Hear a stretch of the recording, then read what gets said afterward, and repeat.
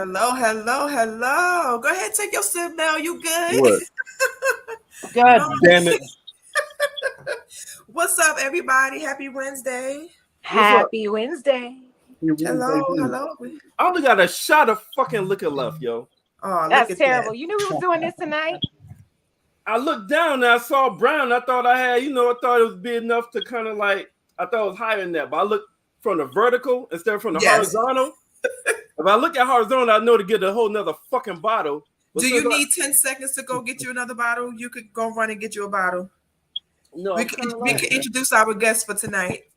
Welcome, Mel and Ken. Thank you so much for joining us tonight. Hey Mel, that's fucked up. Well, you gonna put a whole fucking pint of bottle knowing I'm low, and you gonna put your full bottle up. I came prepared, sir. Don't hate. I'm gonna make this shit last though. Make it not possible. Huh? Okay, keep sweating. Not possible. Yeah, I'll make that shit last. He gonna be babysitting that drink all night. All night. I'm just gonna put that bitch on my tongue. He gonna go like this. He gonna go like this, man. I'm just gonna put that bitch on my tongue, and that's it. He gonna dip his finger in it. just a little taste. I'm gonna swig that bitch like mouthwash. Lord have mercy. How you doing, Ken? How are you? I'm doing well. Appreciate you.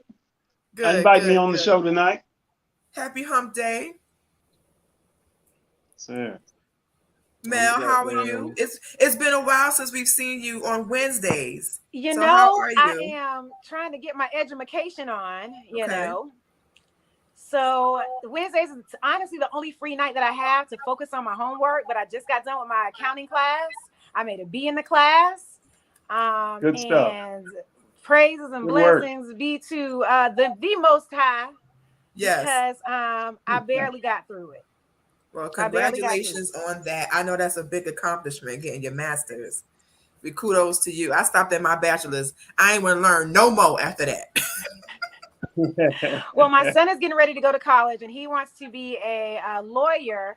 So I just didn't want to have a bachelor's degree. So and so it was like a personal thing for me just to make sure that I was not necessarily competing, but just trying to keep up with my son's aspirations. So I was like, let me go ahead and work on this master, something I've always wanted to do on my own, because he's going to be the president of the United States one day, and I need to be a fly first mom, you know.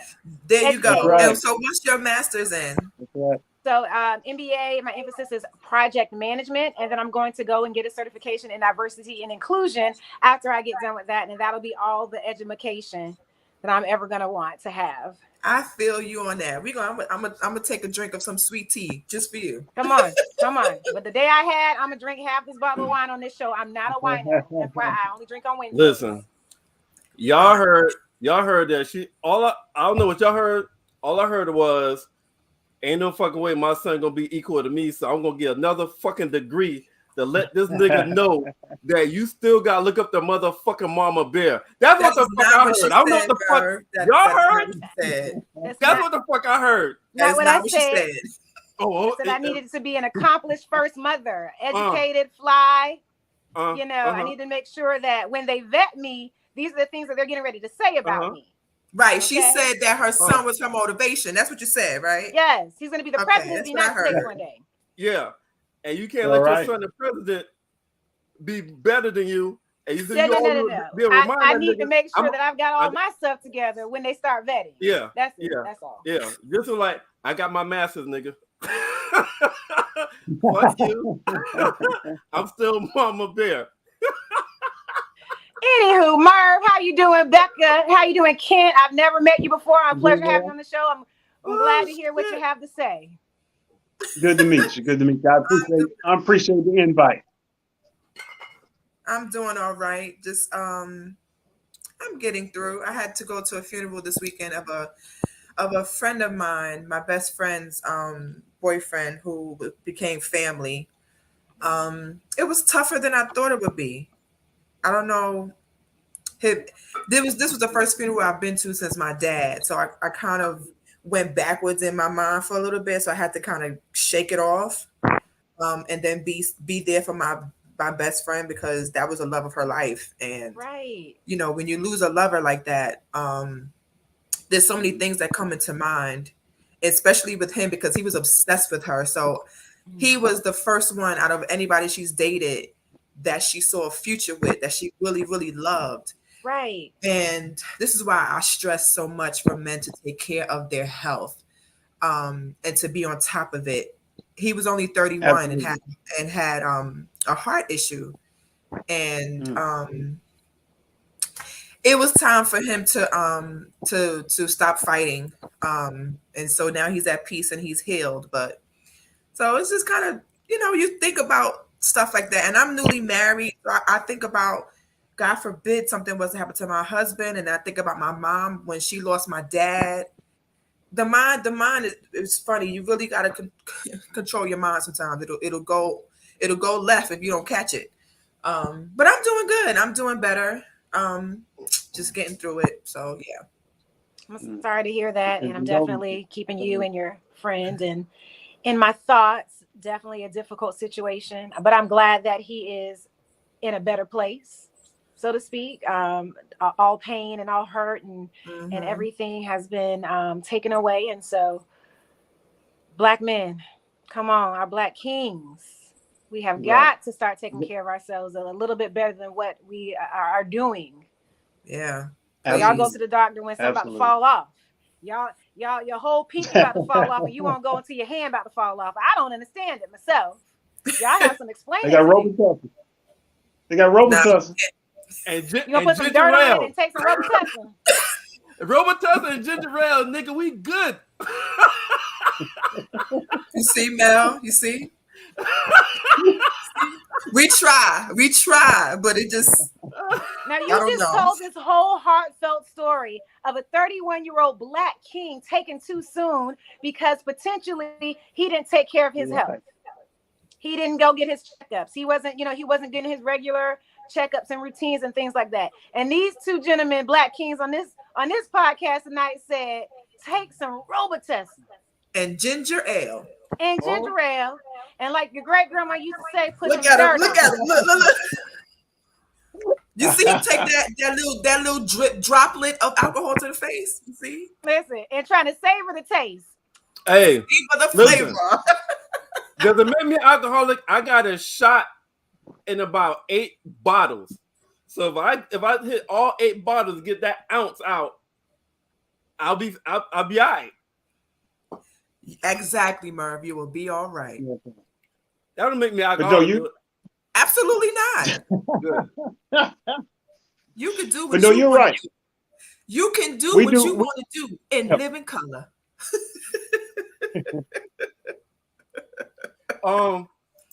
Yes, schedule your next physical, please. Yeah. So, but real shit though, niggas. Stop waiting till something is wrong and you about to die before you go to the doctor. Start scheduling an annual physical, whether you feel bad or not, and just go get a regular checkup. Just start doing that. But yeah, niggas is bad at that. Niggas is very bad. Right. And here's the other thing: if you don't have insurance, the emergency room will still take you. Yes, just be prepared for the bill. Yeah, you can't go there for and say I need to get a physical. Just say, hey, something don't feel right. That's all you gotta say. Like, yo, something don't feel right. I need to be checked the fuck out. Merv, I have one even better for you. If we African American people go and donate blood, they will give you a mini physical when you donate blood. They check your blood for just about every.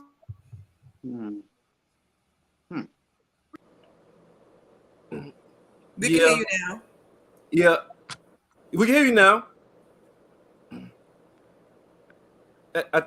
She got to put that do not disturb on because that's what she's doing. I guess so. What she was saying is that if you go give blood, by default they give you a physical, so it kind of gets them both out of the way. But let me tell you where you're gonna lose niggas at, because when you donate blood, you telling niggas, yo, I'm gonna give blood. I gotta go. I'm gonna give blood, and that's a definite needle in your ass. So 1, I gotta give blood. 2, you gotta put a needle in me to take this motherfucking blood. So that might turn some niggas off. So I'm Yeah. just gonna say, yo, But tell him something would wrong. you rather that than unfortunately your health taking over? Would you? A needle is fine, right? I mean, okay, listen. And it's not in your ass; it's in your arm, people. He's just being funny. Right.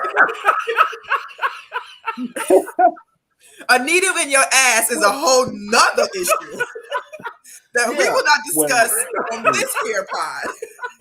This is not a medical pod. Hey, what the hell So is if you this ever right need a here? needle in your ass, But let the Russian get a tad bit softer. We run to a doctor. Hell yeah! What the fuck you talking about? That is major. That's a problem. That means something wrong. If your dick can't get rock hard, of course something wrong. You gotta go get that shit checked out. Your blood not flowing. I gotta go. I need some vitamin B pills. What vitamins is gonna get my blood flowing to get my dick hard? Of course. Then you know something wrong.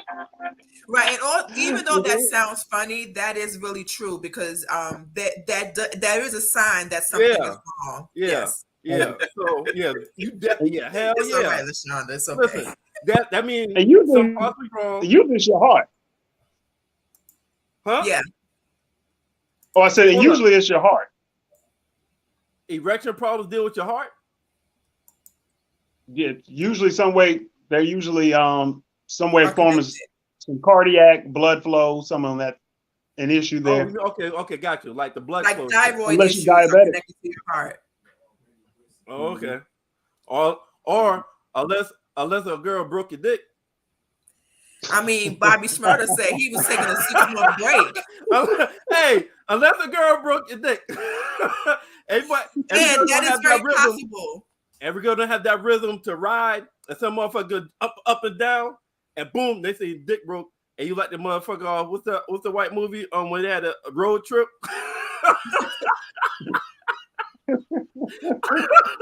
That's funny. Oh, damn! That's That's why them old men be having heart attacks. Nah, listen, my dad's 84. My dad 84 years old. 20 years ago in college, I made a surprise trip home. I ain't gonna tell nobody I'm surprising because I don't come home no more. And so if he's 84 now, 20 years ago, that nigga's in his 60s, and I walked in surprised, and my dad was fucking. Fortunately, that nigga was in his bedroom. The door was closed. He didn't hear me. I walked into the other bedroom real quick, and when I walked in there, I saw some blue pills, and I walked the fuck out. I'm sorry. When I dropped the call, we was talking about men taking care of their health. I came back. We took a detour, Mel. We took a left turn. Just a quick left turn. We'll be right back. Hey. But all jokes aside, Viagra was originally given as heart medicine. They realized in giving that as a heart medication, one of the side effects is a boner. So here we are. Well, listen. Yes. I think something wrong with my heart. I'm going to the doctor. Your heart fine. Your heart is fine. I need some Viagra. It's your liver that you might have to worry about. Definitely the liver. I'm trying to press a motherfucker this weekend, and my heart is telling me. No, you need a liver detox. Your heart is fine. It's the way you took that bottle to the face. It's your liver that you should be concerned about. Well, liver, but according to Kent, the liver ain't gonna affect my dick. So long as I get on hard, I'm good. Who cares if your dick gets hard if you have to get on the liver transplant list? If you have to go to dialysis every day, you're gonna carry your dialysis pack with you every day. Because you won't go to the doctor. We are talking about all bedrooms. Yes, Merv will. Well, beds usually have a plug behind it. So plug that bitch up, put the condom on, take the blue pill. We are talking about Merv. That's the perfect answer he would give. That's the answer Merv would give. He would wear that shit like Dora the Explorer backpack to Shorty house. Yes, he will. Listen, if I can't do too much moving, she just got to ride while the.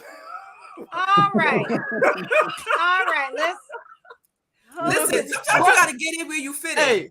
But The listen, moral of the story is, man, please, Get your annuals. go get your get annual. your annual. Go get your Okay. annual. If you have Get your erection annual. problems, you definitely need to go get checked up. That's what we're talking about. Go get your annual. An If you apple have a day, erection people. problems, An apple a day.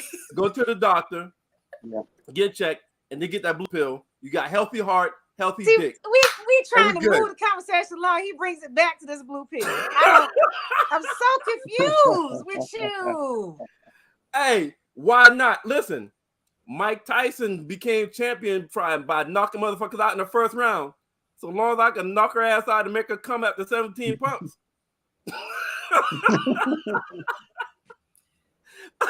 Stay in school, kids. This is not a medical pod.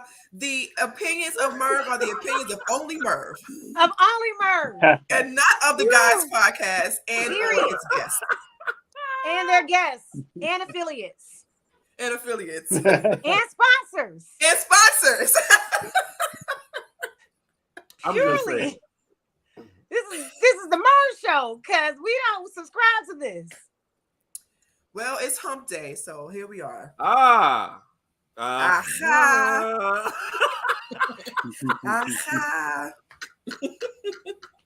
I'm so sorry, Kent. I'm sure you wasn't prepared for this. Mel is used to it. Well, I apologize on behalf of whomever. I've seen some episodes, so I know it goes down. Okay. This is what it looks like on Wednesdays at the guys podcast. The guys podcast. My gracious goodness. Thank you, Merv, for that public service announcement. Yeah, I mean, but what we talking about right now is choices, right? So in the name of the damn pod is how choices we make affect the next chapters in life. All right. Right. So see, that was a good segue, Merv. That's what I'm talking about. Right. Yes, Merv. There we go. Choices. That's just doing it 2, 4. There we go. So what's the first topic, dude? Hey, Cool story, bro. Hey, so we want to talk about something serious first, and then talk about the funny shit after. Let's talk about. We letting you drive the boat, Merv. We following you. Oh shit! Y'all better get your fucking lifeboats. I mean your life jacket. I might regret that later, Mel. I might regret that later. Hey, so we're gonna talk about something serious first, and after that is all jokes after that. But I want everybody's opinion on this right here. It became a hot topic last week, and what happened? I saw this post on Facebook, and I was like, "What the hell are they talking about?" I saw this post right here. It said, "Wow, so the girl who took her prom pics with the gun lost her scholarship." I was like, "Prom pics and gun?" And I had to then started Googling and start searching. Like, oh shit, I did see that picture, but I kept scrolling. I didn't think nothing of it, but it became trending across the internet. So this young lady right here, straight A student, accepted at Tennessee State on a scholarship. She went to prom, and she had these pictures taken for prom pictures. It's her. She got Glocks. She got guns that you can't buy in a regular gun store. Pointing at the camera. She got a guy right beside her, pointing at the camera. And this was her prom pictures. So this went viral.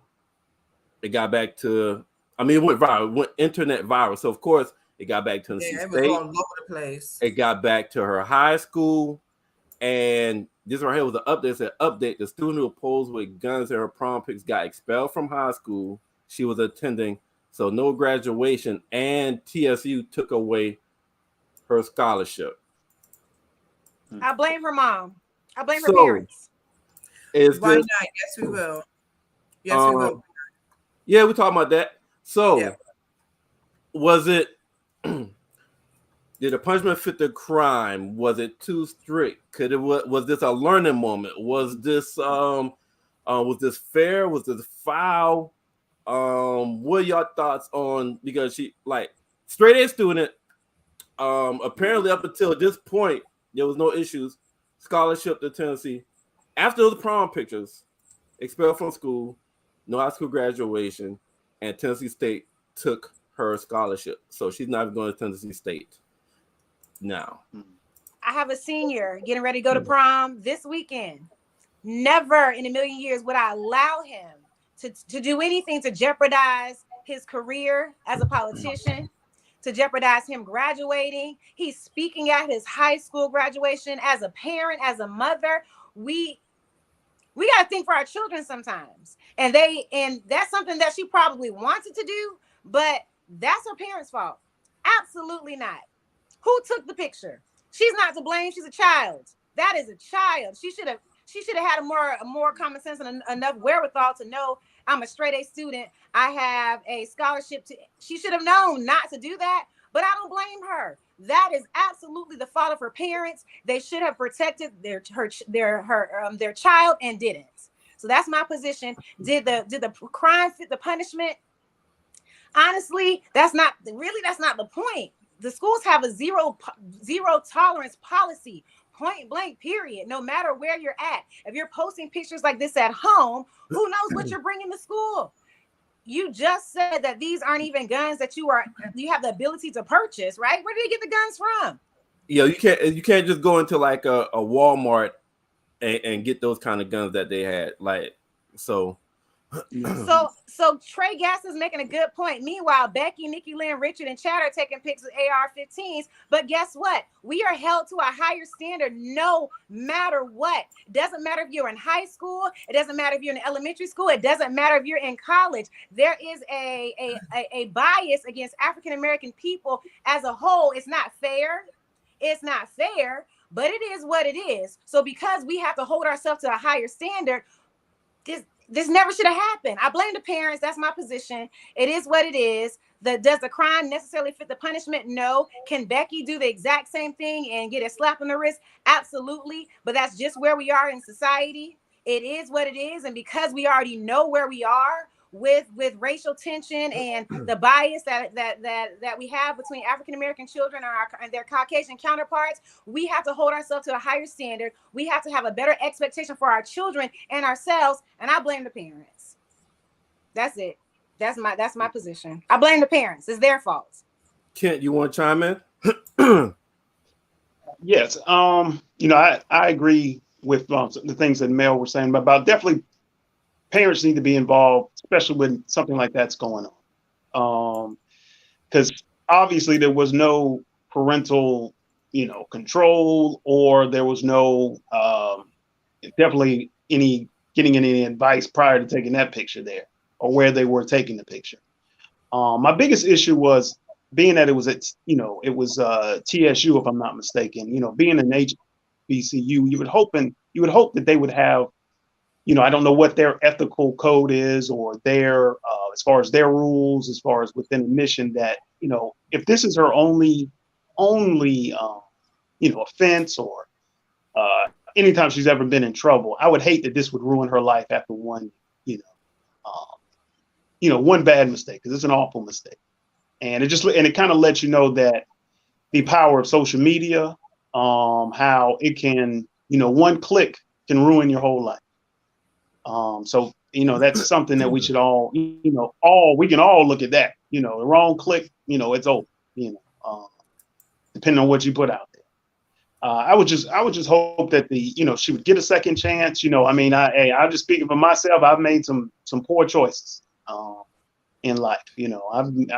I've been in trouble before myself, but by grace and mercy, it didn't take me out.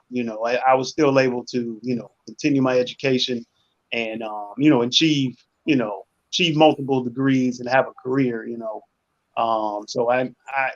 so that's where I'm coming from. I would hope that she would still get another chance. Hopefully someone else will take another chance on her, especially depending on what her scores are.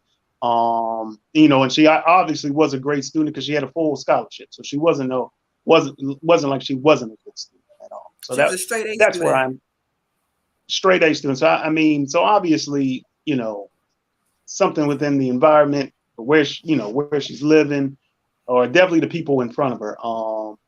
So I would hope that someone would give her another chance, maybe another institution to give her another try or something. I would hate that, I don't know if this is primarily coming from her high school that's doing a lot of this suspending, or is it just coming on the collegiate side, with her scholarship. But if I'm not mistaken, she's in trouble on both sides, basically. Yep, I was gonna I say hate. that. I was gonna say that Go ahead. her school expelled her and didn't let her graduate, and the college also took away her full scholarship. So she both ends are burnt, right? So I understand all the takes on it. When I first saw it, my first thought was, who thought that was a good idea? Who said prom pics, gun? Let's do it, right? Let's post And these it. are not cute little baby 380s. These are military grade guns. So where'd you get the guns from? Who took the picture? Who thought this was a good idea? Who's this nigga in the back looking crazy with the guns in the picture with you? But he had on matching pants, so it was obviously her prom date. Absolutely. Where are the parents? Did the parents give them the guns? Did the parents own the guns? Did the parents even know about this picture? Then you got to think about the school that they're going to. I'm not familiar with Tennessee State University, but I'm sure that it's a black school, could be HBCU. Then the school has to say, what kind of student are we letting into our college? Are guns legal in that state? That part I don't know. But it made the first thing I thought was donkey of the day. Like, girl mama. I understand that they're high school age. And yes, at that age, you make a lot of mistakes. At that age though, the mistakes that you make greatly affect your future. And this type of thing is a mistake that she will never forget. But let's say it wasn't a mistake. Let's say she meant to do it. Straight A student, she's book smart. She's in the picture with some guns. So maybe she's also street smart. Maybe this was not a mistake. Maybe it was intentional to be like, I'm about this life. I may be smart in them books, but I'm also smart in the streets. For whoever try to check me at TSU, it made me think of a million things. But ultimately, yes, because she's a straight A student, she may be able to apply to another college. And because of her grades, maybe she may get accepted. Maybe she may get another scholarship. But this is all over Beyonce's internet. Whatever school she applies to, they already know now. This is what that's coming to the school. It doesn't always reflect real life. It could be just a picture. That could have been her first time holding a gun. She could have never shot the gun ever, or could have been scared to do it, but did it just because she thought it was fun. Like, who knows? But bad move, just bad move all around. So what LaShonda Miller said, they could have delayed her start or some other discipline. What y'all think about that? What's the point? If I delay it and still let you come into school, I should just let you come to school at your normal time. What's the point? Listen, you could do an intervention, see where her mind at. All the questions you just asked, was this her first time? Is she in the streets? And we just don't know about. If you do a delayed start, there's a chance to interview, see where her mind at. Maybe get her take on it. Dig deeper and find out. Was that like you thought it was more like a prank? You thought so? Just kind of delayed start. Let her know this is how serious it is, and but you could come. We're gonna have to earn our trust again, but you can't come back until you gotta take a year off or maybe a semester off, something like that. Absolutely not, Merv. She's a liability. If anything happens to any student at that particular school based off of with any of those guns, the lawsuits that those schools are going to have. And I'm thinking about it from a business standpoint, because at the end of the day, I'm a businesswoman. From a business standpoint, she is a liability. No school is going to allow her on campus because of what might ensue after that. If she had that much firepower in a picture, and nobody knows where it came from, who knows what she's bringing to that school? So the school system, the administrators, they have to err on the side of, we don't know what's going to happen. So you can't come here at all. And you can't blame them for that, because their job is to protect the students at the school. They don't have to ask any questions. They don't have to do any of that. She's a liability.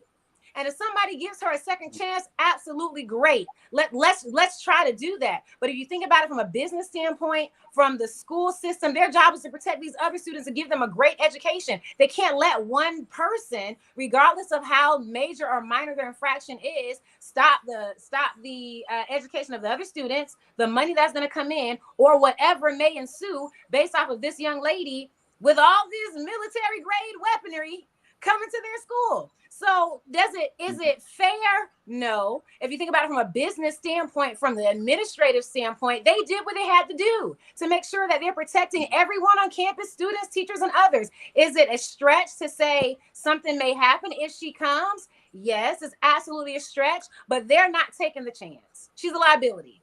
And even if she's not a liability, she's a distraction. Absolutely. Because everybody's going to be like, oh, that's the girl I saw on Instagram with the guns. So now she's not a celebrity, but she's popular because she went viral for having these military grade guns on Instagram, and now everybody knows who she is. So even if she's not a liability, and maybe she won't bring that to the school because she is a straight A student, so she's about her books, but she could be a distraction. Baby, so she don't have any common sense. She might have that street life.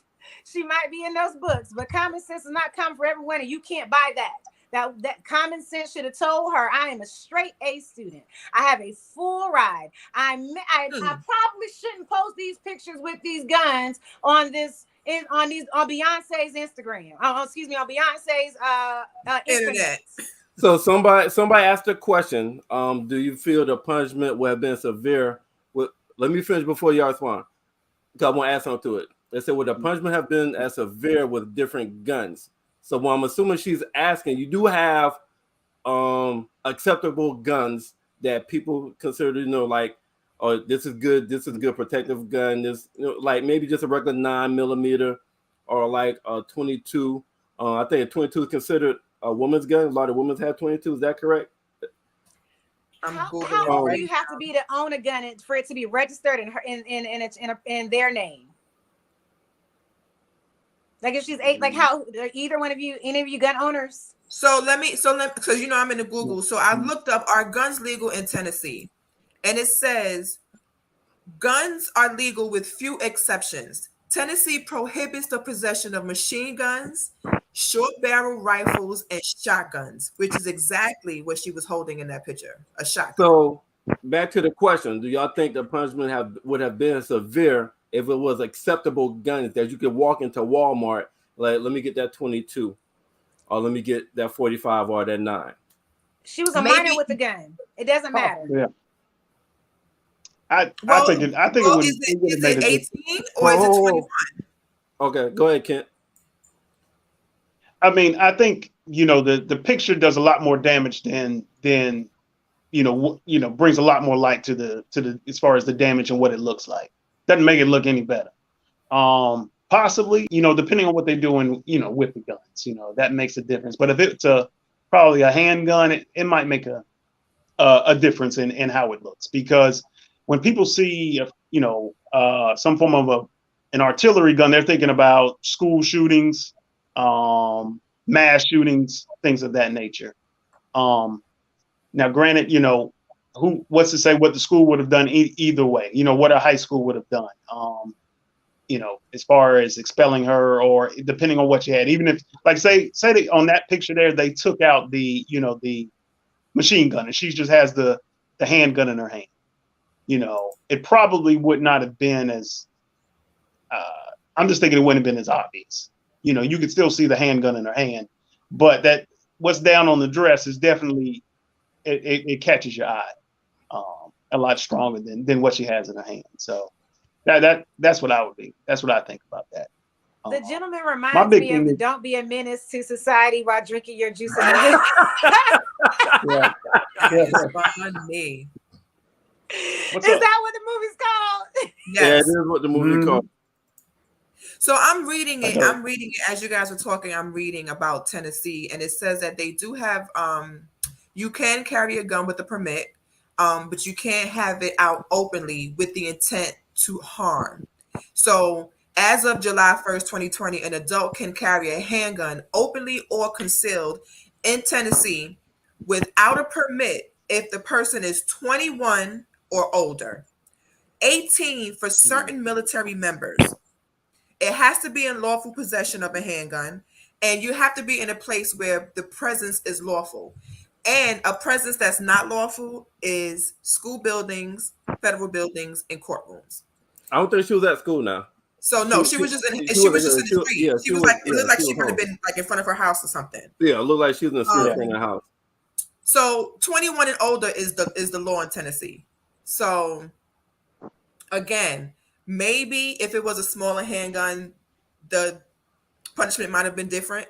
If she wasn't pointing at the camera, it might have been different. If she didn't have Kodak Black behind her ass, it might have been different.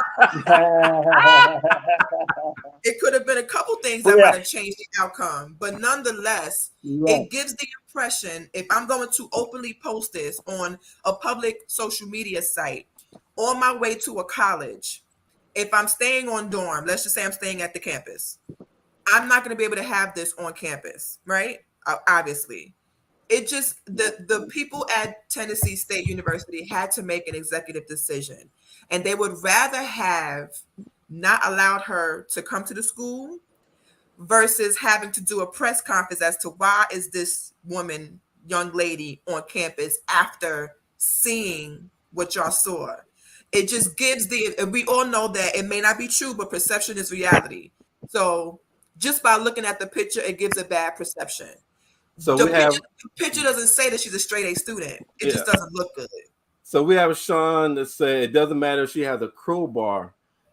The picture incites a level of violence by a kid. And these days our black kids are already at risk. And this does not help. Absolutely. The topic of the show is what? What's the topic of the show? I got you. How choices be made. Bring it back to, yes. I got you. What's the topic of the show? How choices be made affect the next chapter in life. So guess what? This was a learning for her. Okay? Yes, it was. Somebody's going to give her a chance next year, not this year. All this smoke has to die down on Beyonce's internet. She's going to have to do a plea of appeal to another college. She may or may not get a full ride, but now she's got to go ahead and get in those books that tell you how to get scholarships, sit a semester out, sit a year out, and go ahead and figure out how to graduate, how to start applying for different schools. Benedict College might take her. but in all seriousness, I do hope that this young lady is able to recover from this devastating life choice. It is unfortunate. It is a decision that was made, and I hope that she learned from it and that she's young. She's going to be able to recover.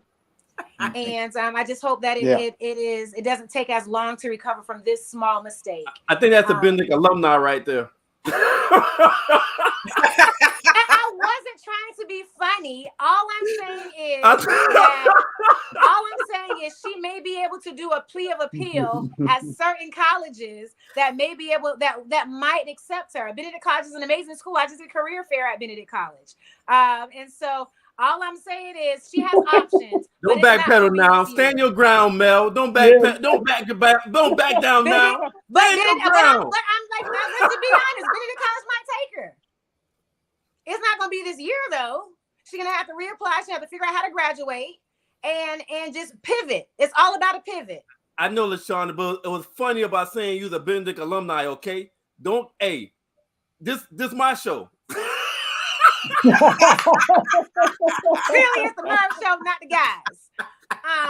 But again, like in all honesty, she's gonna have to pivot. This is a hard thing for some people to do. Some people don't know how to recover when their dreams are shattered, when the goals and everything that their aspirations that they're wanting to achieve. This is going to be a learning experience for her, and not just what to post and what not to post on social media. It's how you pivot and recover. The people in life that are most successful, they don't back down and crawl into a corner when they're faced with adversity. They figure out how to get the job done no matter what. And this is just going to be a testimony of who she is as a person, how she's going to be able to pivot and recover. Again, she's young, and I think she'll be able to do it. Straight A student.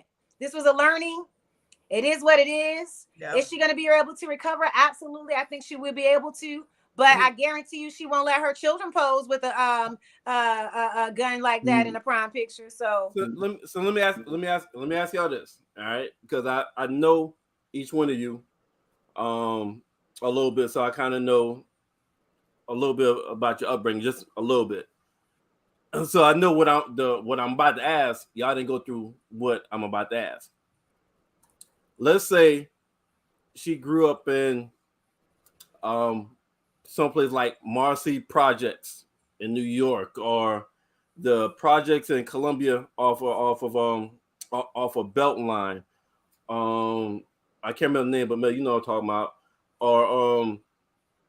Or Kent. She grew up in the projects by behind the plaza, you know, behind the Food Lion. All right, so those areas, you grow up around a certain environment where violence, and you see that all the time, where so you become immune to it. Even the good people that don't get in trouble become immune to it, to a point of like seeing a gun is nothing. Everybody got guns. So you just, that kind of environment you grew up in, you had the type but you were smart though. You got some smart students that grew up in that kind of environment. So let's say she grew up in that environment and that's all she saw, but she worked hard to study, and so that really wasn't anything in her mind. It wasn't anything. Yeah. How do you approach her then? Because let's be honest, the way your environment that you grew up in can affect a little bit of your outlook when you're 17, 18, or the choices that you make. Is there a different approach then? Is there a different perception? If you sit down and talk with her, or go see where she live at, and see the kind of environment, and see that she was barely having water, et cetera, how would you approach that then? I've been thirsty before, and they make no dumbass move like that. Okay, my bad. Throw the word out. But you saw what I was describing. I'm talking about projects where people are dying every other night, maybe once a week is a murder, stuff like that. Okay, so yes, and I understand that part. How do you approach it then? I understand that part, and sometimes you can't aspire to be something else, especially if you've never seen it. Sometimes you are a product of your environment. Sometimes your mind is in a bubble because you only really can see what you've seen, if that makes sense. I get that part. However, if all of those instances are true and she still ended up a straight A student, she's able to do great and make great decisions amongst that environment, because being a straight A student is not easy. My daughter's in 6th grade, and the stuff that she's learning, I couldn't learn. Trust me. I don't know what A plus B is. Okay. Math to me is numbers. I don't know how to add letters. I ain't there yet. I don't listen. E equals MC squared is a Mariah Carey album. I swear it stops for me. I have no idea. I only know that my bank account got money in it, and I know when it don't. That's it. Swear. And I work at a bank, and I deal with bank fraud. I see numbers all day, and I don't know what the 1 and the 1 equal. I don't know. All I'm saying is, if she's able to make that choice to be a straight A student in amongst of adversity, then your other part of the brain has to kick in and say, I should not, or maybe I should not do this. If there was no adult there to stop her, still at some point if she's on the internet in this way, I'm sure at some point in her 17, 18, maybe 19 years of life, she has been in contact with what a good decision looks like. This was not it. All right.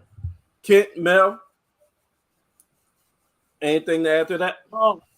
I mean, I believe your environment does play a role, but it doesn't make a difference that the world ain't, the world's not fair. Fair is a place where you get, corn dogs and turkey legs. I mean, it's just the world's not fair. So hopefully she'll take from this from this the choice she made and grow from it. The big thing I was wondering, like, I would hope that there would be someone at the school, like an advocate, who could step in and speak for her. If she was a really great student, that someone could be an advocate and assist her, and I'm assuming there's some form of appeal process with an expulsion.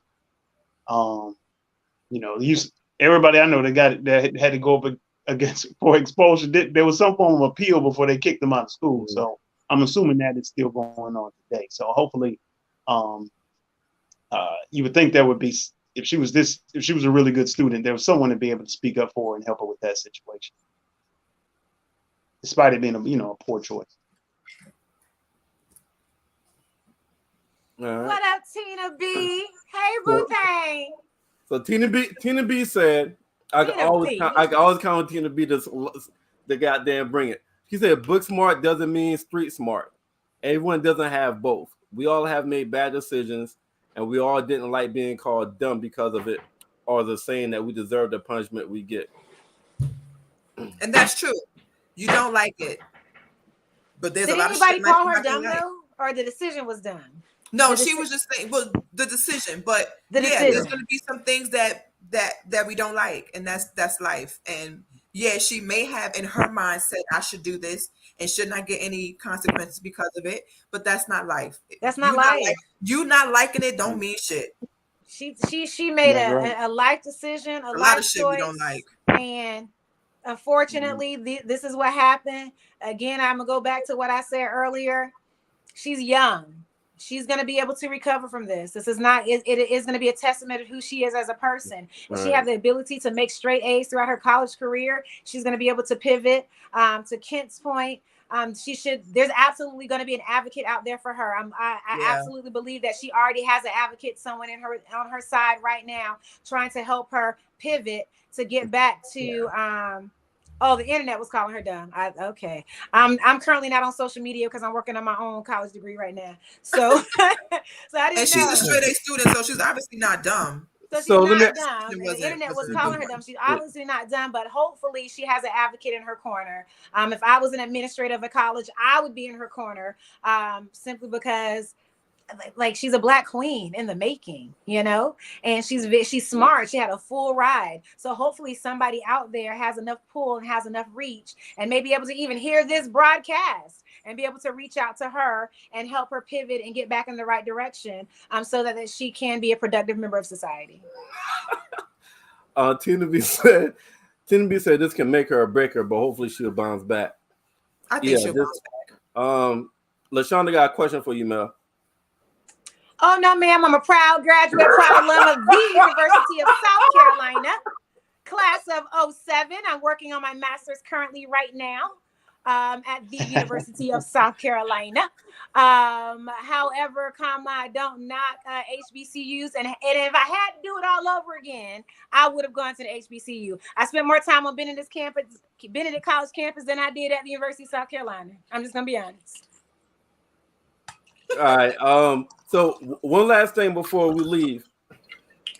This was touched on real quick, but a lot of people were saying this. I want to hear your thoughts. So a lot of people were saying that, well, what about all the white people that post with guns, high school kids that post with guns, all because if you hold up before you respond, because if you Google, because when I saw that post, like she also got suspended. I didn't know who they was talking about.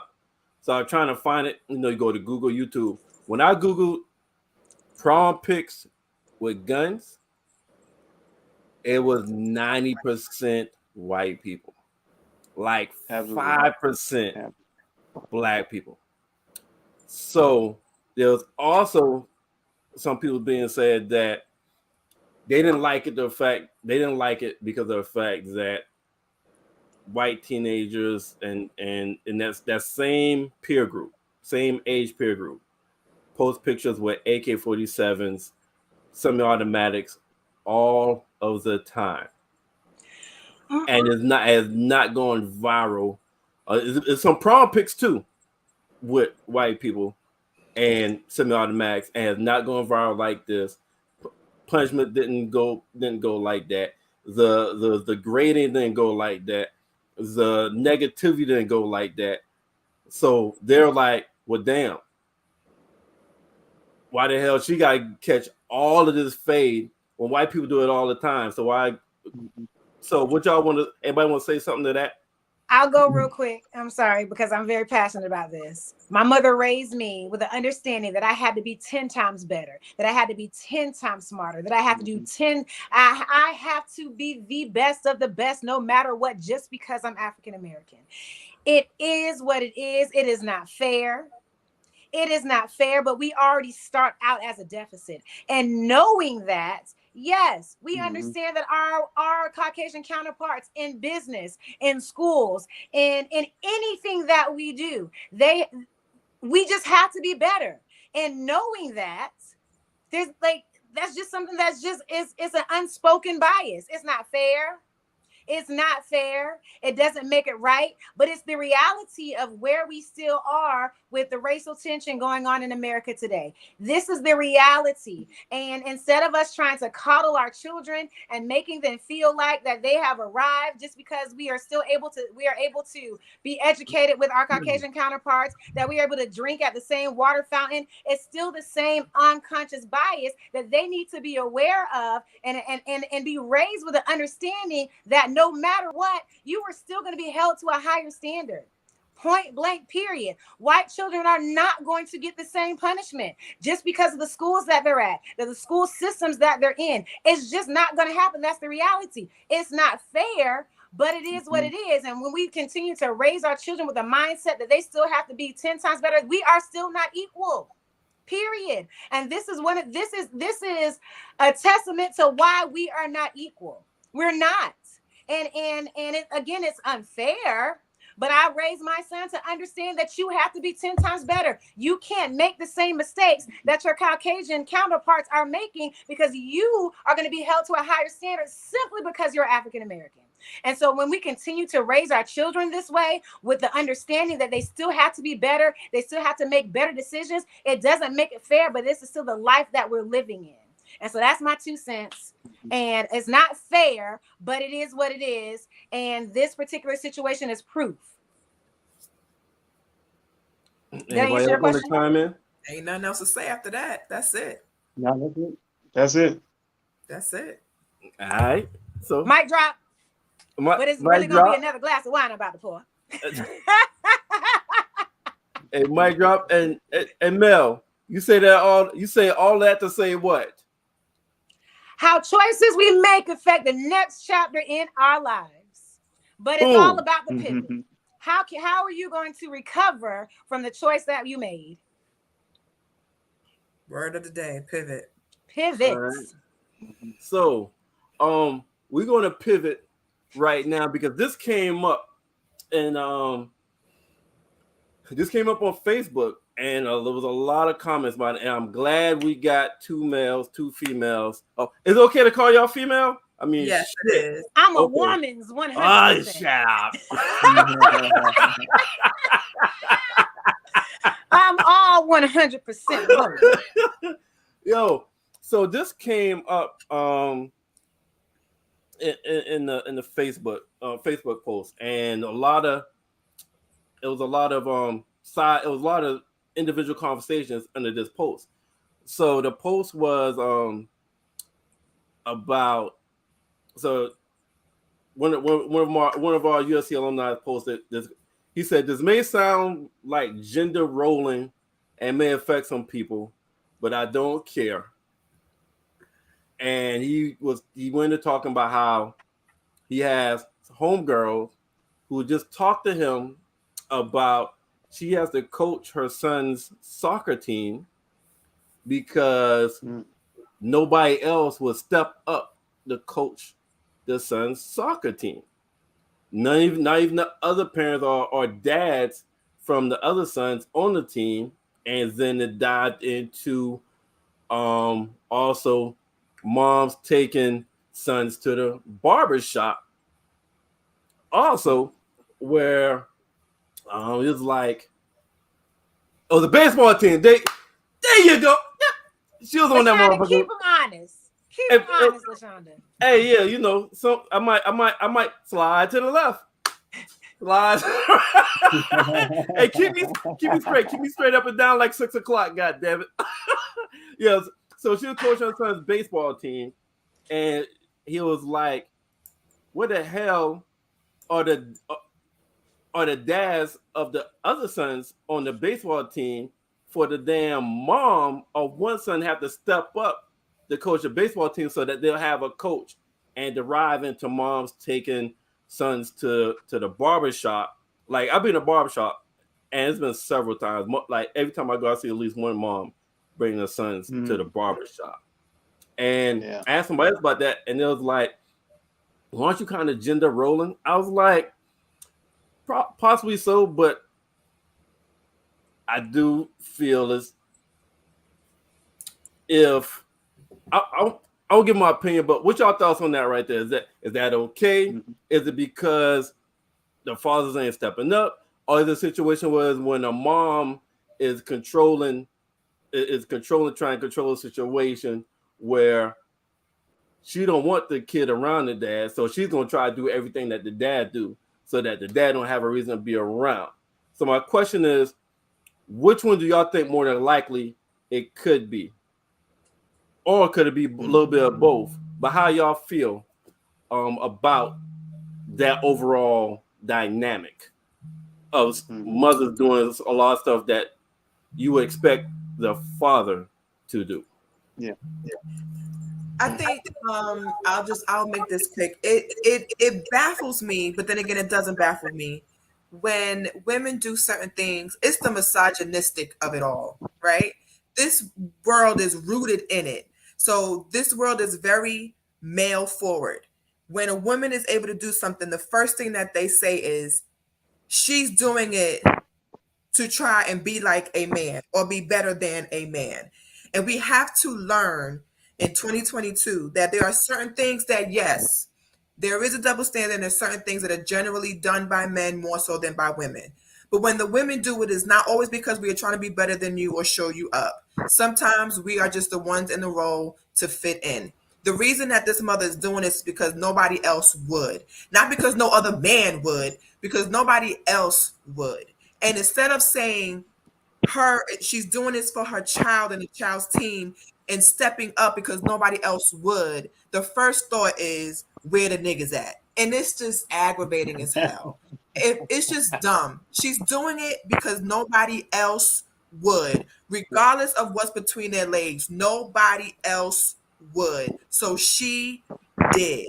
That's it. Okay. Anybody else want to chime in after that?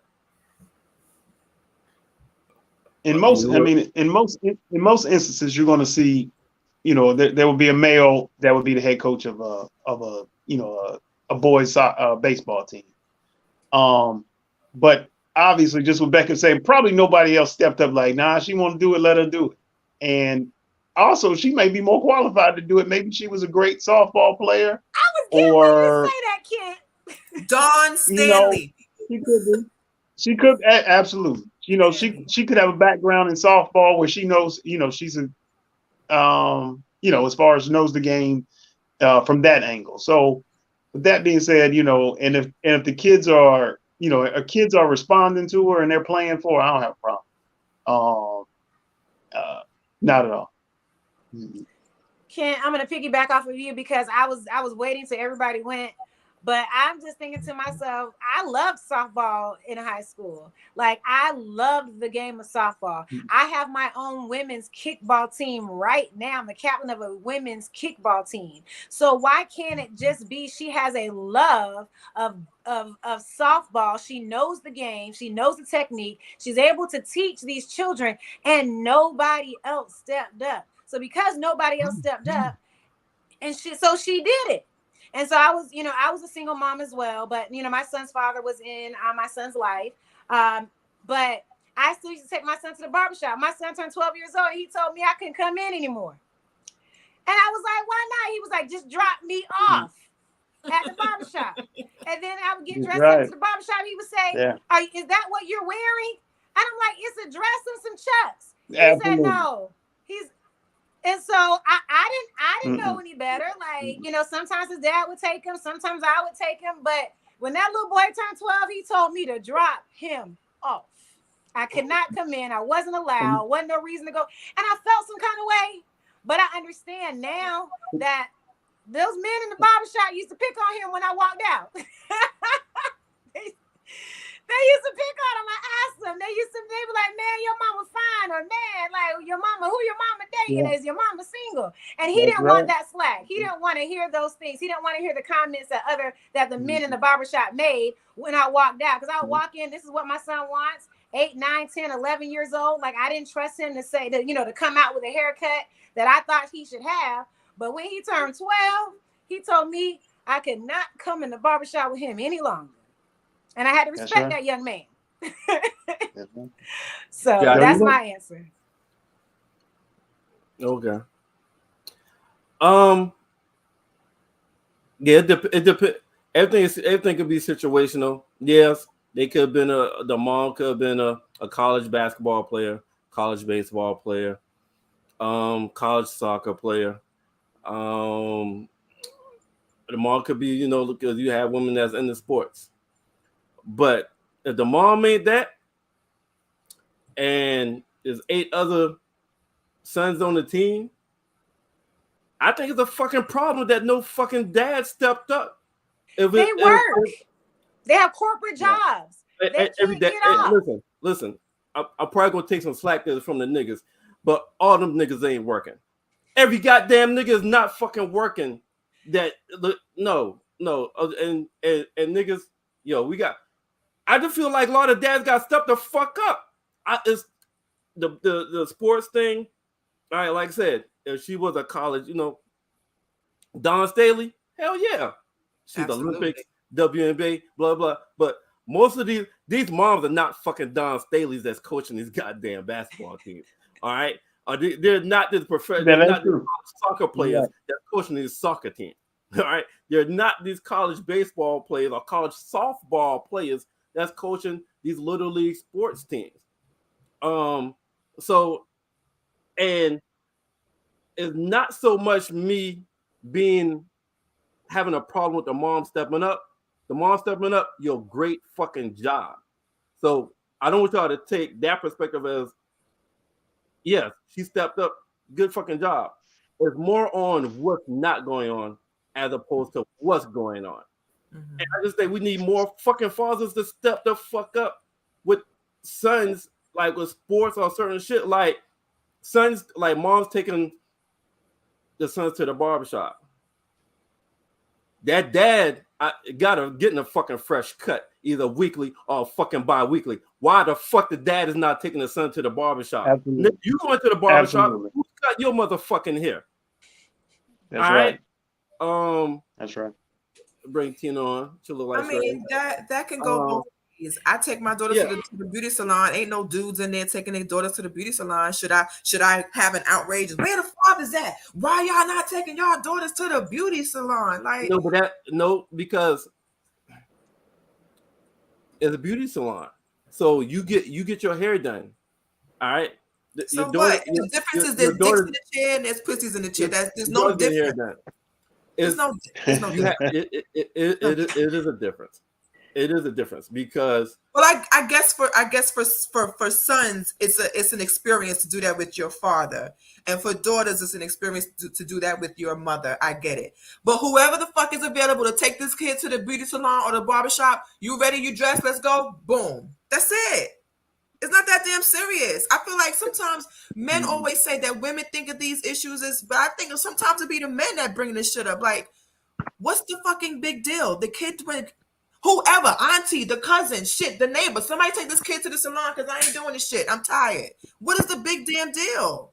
If the mother takes the son to the barbershop, if your ass ain't around, whether you're working, whether you're dead, whether you're fucking some other chick, his hair need to get cut. It went and got cut. What's the fucking big deal? I just told you what the big deal in my opinion is, as far as like accountability and fathers being more active in their goddamn sons' lives, kids' lives in general. But right now I'm talking about sons, where it's more like the moms is doing more of the stuff, as far as like sports and barbershop and stuff like that. Anything where the fathers is naturally doing that stuff. Like fathers is naturally playing sports. They get up with their friends, naturally play basketball, naturally watch football. All right, they're naturally going to the barbershop. We not naturally going to the fucking beauty salon and like, yo, give me a perm. That's not what the fuck we do. I'm talking about shit that we do If you're naturally. a single father of a daughter, you are. If you're a single soul, that's okay, but that's such. I'm not. Daughter, you are. I'm not talking about that. I'm talking about where there is a father that's in the same city. If the father is dead, that we're not talking about that. If the father lives in another state, we're not talking about that. I'm talking about the fathers that live in the same goddamn city, that they can show up to the whether the rec league, football, baseball, basketball. If they're in the same city, they're not going out of state to get a fucking haircut. They're getting a haircut in that same city. So why the fuck you can't take your son? So like I'm saying, this is not criticizing women that step the fuck up. This is like, yo, I'm a father, I'm a brother, I'm talking to my men. We need to step up more with our fucking kids, especially our sons, when it comes to certain shit that we naturally do as guys. Sports is something we naturally love. We just naturally love. And no, before somebody said that, yes, women can love sports. I'm not saying that. All right. Thank you for correcting yourself. Yeah, I was getting ready to I didn't want to hear go that. in. I didn't want to hear that bullshit. I'm talking about fathers right now. What we naturally do. All right. We naturally draw into sports. We naturally go to the barbershop. So why the fuck you wouldn't naturally coach your son team? Why wouldn't you naturally go to your son game? Why wouldn't you naturally take your son to get a fucking haircut? Ain't natural to them. So Marv, let me ask you a question. Do you know of any men? Are you friends with men, family, cousins, or whatnot? Ken, I'm gonna ask you the same question, that aren't taking care of their children. Do you know some men personally that are not taking care of their children, not being the fathers they should be for their children? Personally. How personal? I do know some, but personally, I do know some. Yeah. Megan Thee Stallion, did you have sexual relations with Tori? It's an easy question. Have you challenged them to step up and be active parents in their children's lives? So you're trying to figure out why aren't they there? Why aren't they stepping up? Have you asked them, the people that you know, the men that you know personally, how come you're not active parents in your child's lives? Some I have, some I have not. Okay, I'm just making sure we're holding our Black kings accountable, because we're on this podcast for asking this question, how come? And we all know men right now that are not taking care of their children. And so you asking why this, why that? You know, some people not taking care of their kids. Ask them why they're not stepping up. Because this is the whole reason why we're having this topic, because women have to. We take care of our children because women, we are the natural caregivers. We are naturally supposed to be the person that takes care of the children, so men can go off and do whatever they want to do, because we had them. They came out between our legs, and that's just what society taught us. Men don't have to, so men can go and do whatever they want to do because they know we're going to be here and take care of these children no matter what. But what I encourage you to do, Mervin Kent, what I challenge you to do is the men that you know are not taking care of their children and stepping up and being the father figure that they're supposed to be, challenge them and ask them why. Go call their child. That's all I got to say. Thank you. And one last thing. Oh, one last thing, and I'm done. Then I'll let y'all speak. Then we'll go to the next topic. A lot of sons, when they go to certain stuff like this, they may not say it to the mom, but they're looking like, every time that car drive by, they're looking to see if that's dad pulling up. They want the dad to come to certain stuff like this. So like I said, there's more of accountability for the men, and hopefully men that will see this on YouTube, whatnot, have an internal conversation with themselves and ask, are they doing what they need to do, or if they got friends that they're asking their friends, are they doing what they need to do. Y'all gotta hold your homies accountable. Kent, go ahead. Then we go to the Tina will speak. Go ahead. What I was thinking when Merv was talking about, I'm assuming he was talking about, the men that are available to do it. He's not talking about like Chris Rock said. He ain't talking about the dude that just fucked you. He's talking about the daddy that's present, that is able to that can take them. Like, for instance, 90% of most barbershops now, you can't walk in. You got to get an appointment. You have to book an appointment with a barber in most barbershops now. So, I mean, that can be in a planned event. And like Merv said, hey, that Negro's getting a haircut too. So obviously he can take him as well. So, I mean, I'm assuming I'm talking about the people who are available to do it. Available. They yes. should be doing it. Yeah. Yes. And Mel, yeah, you going into the barbershop, yeah, you're gonna get more attention. The conversation gonna change. Yeah. You know, everybody gonna stop what they're doing. They're gonna look you up and down. Yeah, I'm pretty sure your son was uncomfortable. Yeah, I'm pretty sure. Yeah. So and niggas check out moms in the fucking barbershop, and niggas talk about moms in the barbershop, even while they're there. Even we were just gonna say a little whisper. If you ever in a barbershop and you see two niggas laughing or chuckling all of a sudden, yes, they're talking about your ass. Well, I haven't been allowed in the barbershop since my son turned 12. He's 18 years old now. So yeah. Smart man. All right. We go to the next topic. Unless Tina wanted to speak on that one. You good on that? All right. That's all the now that we got all the serious shit out the way. Wait. Now that we got all the serious shit out the way. You gotta turn that Merv. Yo, so listen. We got what's this comment right here? Can we say hey to Tina B though? Because I miss her. Hey Tina. How's life, girl? What you been doing? What's going on, friend? I'm at work. I can only do the pod from work, so I'm here. So why not said barbershop is like wolves looking at meat when moms come around. That's funny. All right, so and the moms like that shit. Next.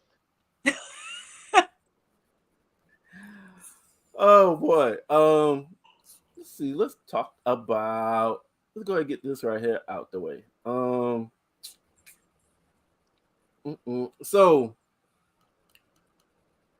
What is it? So apparently, like this was just said. You know, I think Ray J is saying stuff to try to stay relevant, but you know, I'm gonna follow up the bullshit. So Ray J said that the video leak of Kim of the sex tape was all planned, and the Kardashians was in on it. He says that while he and Kim were dating, he jokingly floated the idea of putting out a sex tape of theirs in the wake of Paris Hilton's video leaking, which elevated her status and celebrity. The singer spilled alleged beans to DailyMail.com, telling the outlet he's freezed. The Kardashians have essentially accused him of holding an unreleased sex tape over their heads, and that he was the one who leaked the OG tape in the first place. So they're blaming him, but apparently this was all a whole plan that the Kardashians was in on because of who's that, Paris Hilton? I think I just said. Mm-hmm. High elevated Paris Hilton. So what y'all thoughts on that? Who y'all believe? Y'all believe in the Kardashians? Y'all believe in Ray J? I don't care about none of them. I was getting ready to say the same thing. I don't care. Who cares? And who cares about they still talking about sex tapes? Next.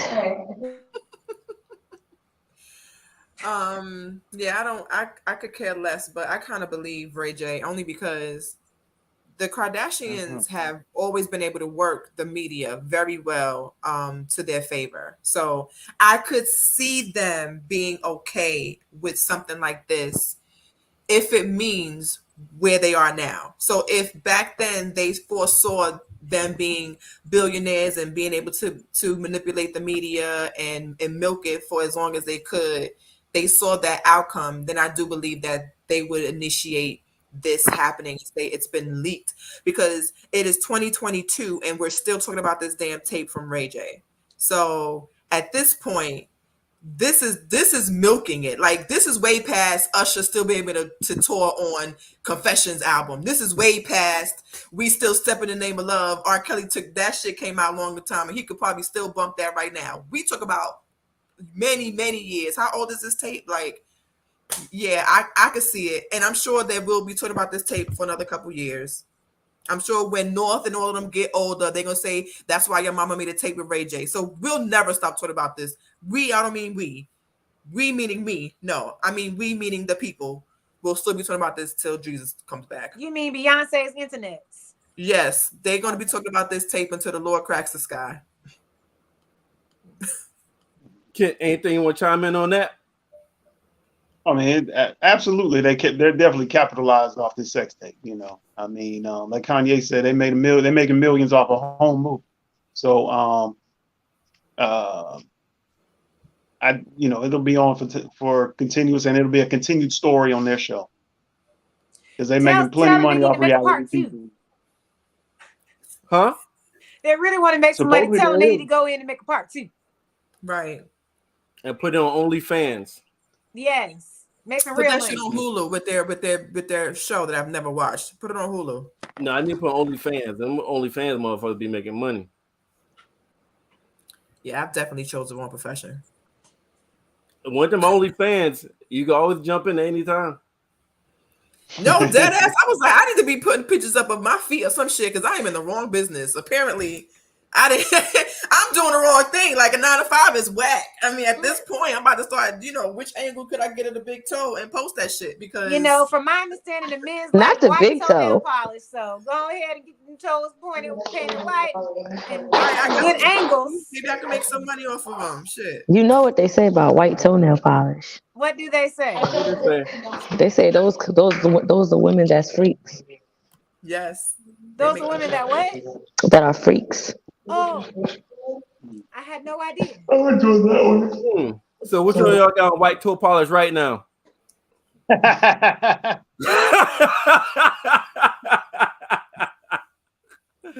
y'all see?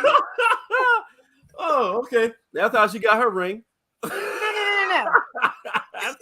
That's how she got married. Oh, that's how she controls them.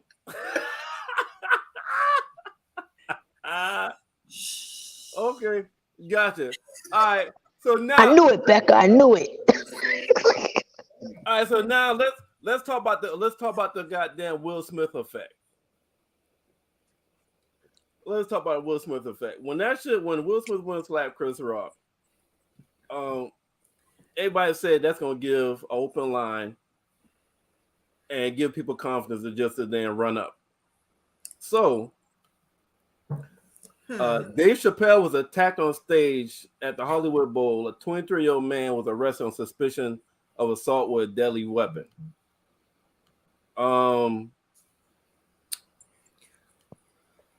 This right here is the alleged attacker. Afterward, this is the dude that attacked Dave Chappelle. Wait, who did the attacking? Cause look at his face. Yo, they got his ass. They beat that nigga ass. You talk about dog walking? Yeah. They got his ass. Is his arm broke? He apparently look at it. Yeah. He's being held on bond. He's being held on a $30,000 bond. For assault. He had a weapon on him. It was a replica gun that was really a knife. It wasn't a gun, it looked like a gun, but it was really a knife. He had that on him. And when Dave Chappelle was leaving was like walking on stage, that's when he attacked him. Security guard jumped on him real quick. I saw the results from it. And right. See, that right there showed people that if you thought y'all could pull a Will Smith, you thought wrong. Because everybody ain't gonna let you rock like Chris Rock did. Yeah, pun intended. Everybody's not gonna let you rock. Because one person you should not run up on is Dave Chappelle.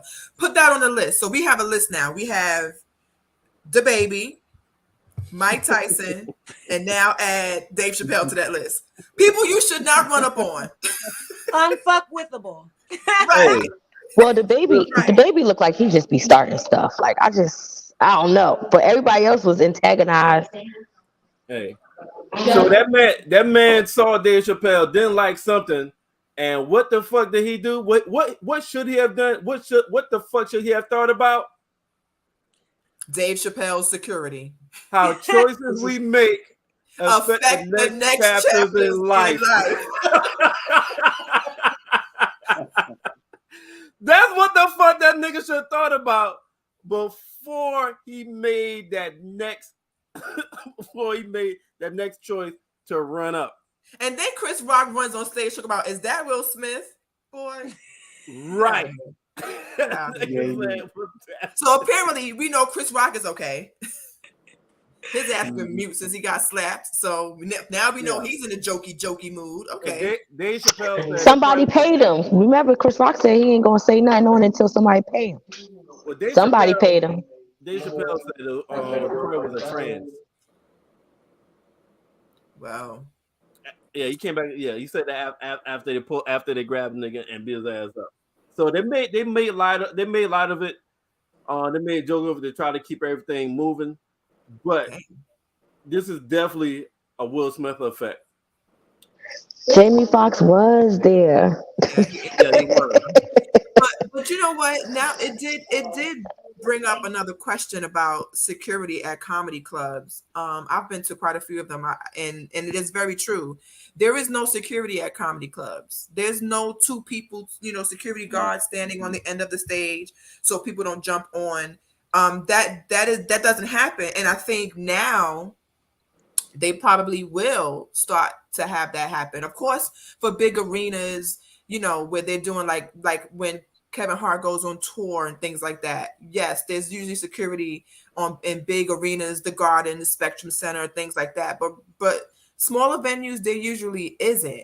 And I think now they're starting to say that there needs to be security because the comedians up there really are subject to just anybody running on stage. And that particular weapon that gentleman had, let's say he did, pull the trigger and a bullet doesn't come out, but a knife comes out. He would have actually stabbed Dave Chappelle. Like, imagine if this news story would have went differently. Random man stabs Dave Chappelle at the show. Like, what if his security wasn't able to get to him quick enough to stomp his ass out? It would have been a whole different story. So I think they should start having security guards on stage with the comedians, and that's just that. But so I'm going to play devil's advocate because it is Mental Health Awareness Month. What if this gentleman had a mental illness? Oh man, fuck that. That. His mental illness got his ass whipped. Yeah, I don't care how crazy the fuck you think you are. Don't run up on me. Yeah. Nah. Lock that nigga up. Wait a minute. Medication today. I'm just trying so you got mental illness, but you at the comedy show. Wait, but you at the comedy show? You can't be that mentally ill. You done bought your ticket and everything. Ain't nothing wrong with that nigga head until he got stumped the fuck out.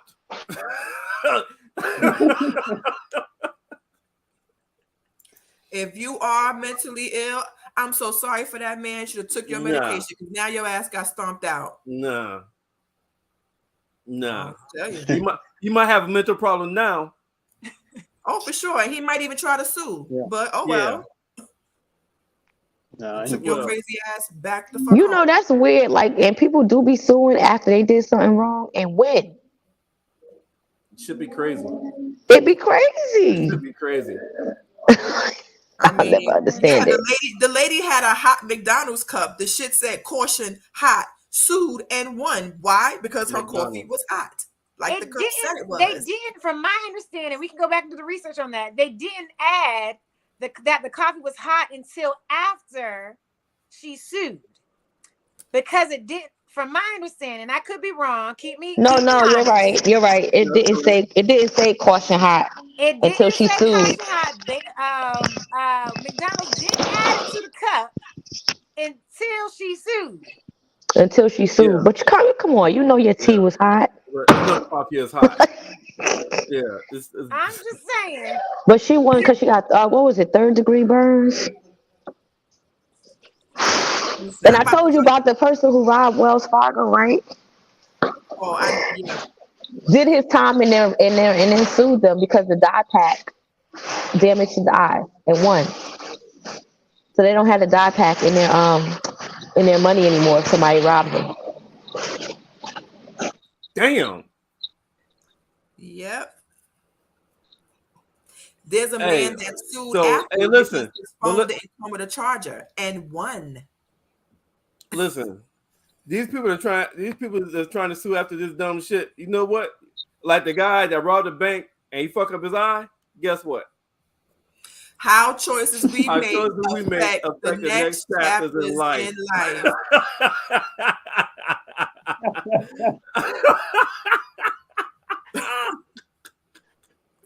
Gots to be more careful. Yeah. So he deserved everything that got his goddamn eye. Hey, but hey, all that money he won, he get that fixed. Goddamn. Hopefully that ass cutting is an example. He hit a lick and a come up. Yeah, the Okay, How many years he did though? You say he did the time though, right? Huh? he did the time first, How much time he and did? then he sued. I think he only got like not less than 5 years. God damn, he must. So it wasn't armed robbery though. It wasn't armed robbery. Yeah. No, Not armed. He wasn't armed. okay. All right. That's what happened. God damn. And don't nobody be trying to come into a bank trying to rob now. I can't. Don't do it. Don't Yeah. do it. Oh Don't shit. try it. Hey. They be trying it in the hood because the whole tranny came and robbed Wells Fargo Bank. Wells Fargo in the hood be going through some shit. Y'all ready for the last for my this is my last official topic, and this may spring into some other shit, but this is the last official shit that I got pictures for that I just want to talk about. Again, choices. And we make these certain choices. You need to realize who the fuck you making these choices against. It's just, whew. All right. So let's get the.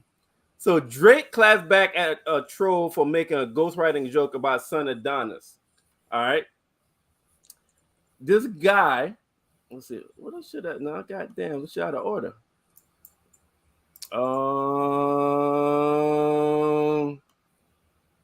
God damn it. I must have moved shit around. Mm-hmm. All right, so this guy. All right. Oh, there we go. Right here. All right. So I think this is Twitter, right? Yeah, it's Twitter. Instagram. So watching the basketball game, there's been a lot of talk about John Morant dad, LeVar Ball dad, and talking about they're doing too much. So Drake posted, imagine your son makes the league and he's Ja or he's Melo, he's Lonzo. All you can do is be elated and competitive and over supportive and have to write the passage to the OGs. The OGs be able to talk shit. And he was like, I know I'm gonna be this way even if my son is in a Rubik Cube competition. So this nigga responds to Drake and said, your son probably gonna be playing with ghostwriters. So Drake says, I just followed your girl because she's probably miserable and needs some excitement in her life. So this is the wife right here. Tony Bowden, you see she got like 94 followers, 60 posts. All right. Drake, you got the family out. Mm-hmm. Then it says my husband decides to be a troll, and now Champagne Poppy thinking I need excitement in my life. And right here, he actually DM'd her. Drake DM'd this man and says, I'm here for you, Ma. So Petty. I like it. Follow her and DM this man's wife because he want to troll Drake. And now, if you go back and look at her followers now, is already 2,000 plus. Drake said, "I got time today." Drake said he got time today. Drake said, I got time today. I Today. ain't busy. I ain't making no music. I ain't playing with my son in this moment. In this moment, I am a human being. Okay? And what you're not about to do, okay, because let me show you what I'm about to do. And I ain't mad at Drake. Do you, Drake? I don't need no Yeah. excitement in my life, but if you want to hop in my inbox and fly me all over the world, Drake, come on now. Come on. You can't. And my friend, my entanglement, my little situation, he gonna be like, can he bring me too? I love the petty. I love the petty. So a lot Timothy, of the don't laugh time, at me. I meant what I said. a lot of the time, Wait, so Drake hopped in the chicks, the wives? yeah, Yep. DM. Follow her and then Yep. hop in the DM. I think it's funny. I think it's hilarious. I Yeah. enjoyed It's it. hilarious, but he's so fucking corny. Like, I just think Drake is corny. I don't care how much money Well, he he got. may He's be just corny, corny. but at this point right here, That shit is he's funny. savage. That As a was savage funny. move. He had time. Hilarious. Yeah. Yeah, petty. But that motherfucker just stayed out of the motherfucker just stayed out Drake Twitter. He won't be funny. So Drake, all right, That's it. I can one up you. Now let's be honest, y'all.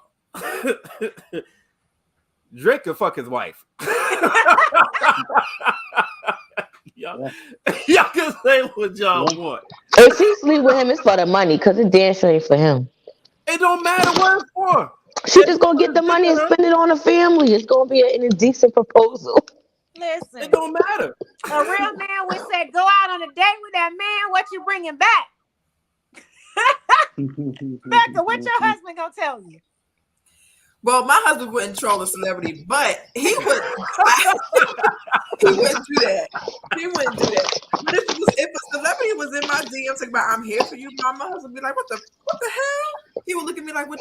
How did this happen? That would be crazy. Merv gonna have a blueprint. He gonna have, so this Listen, is the game plan. she about to Listen, get flued out.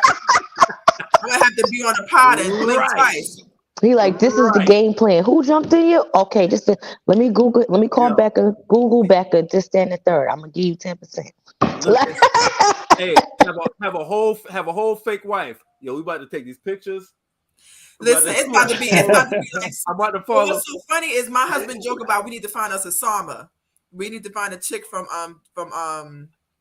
Bad Vegan, like the Tinless winner. He's like, her name was Sama. So he always jokes like, yo, I'm about to go find me a Sama. I said, listen, I ain't mad at you. Is she gullible to send you 1.7 million? Hey, do you? I look the other way. I look the other way. I love it though. I love the fact that Drake did this to be petty. You could just tell he wasn't really trying to just be funny. He did it to be petty. Yeah. And I'm sure that the guy, He wasn't I guess expecting this is 15 minutes of fame or whatever. Drake may end up unfollowing her, at some point, maybe, or maybe not. Maybe he just might fuck with her and be like, "Yo, I'm gonna send you and your husband tickets to the next show, or when I'm in town, whatever." Drake did that before. Drake did that before. Ended up fucking a wife.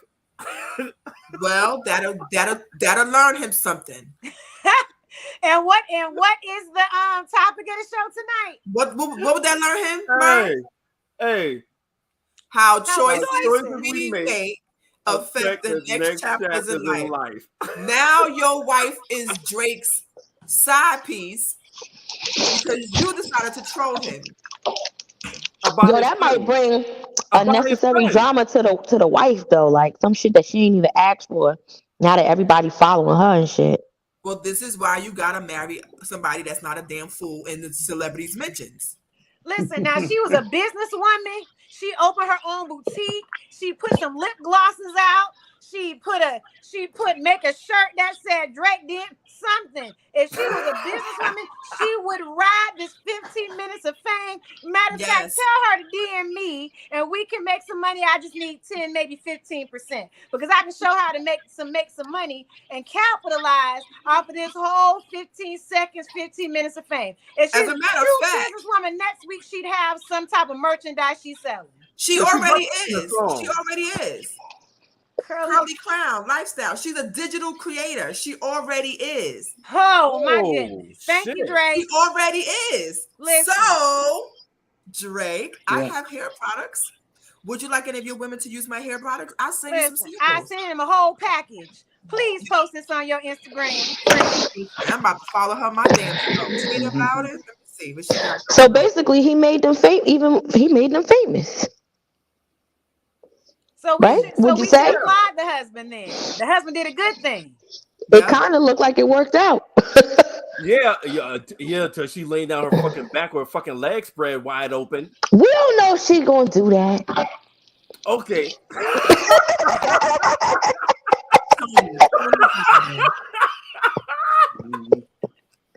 Why you gotta make her a hoe already? Hey, listen. Sure as pussy is pink. If she goddamn get that chance, she's spreading like butter.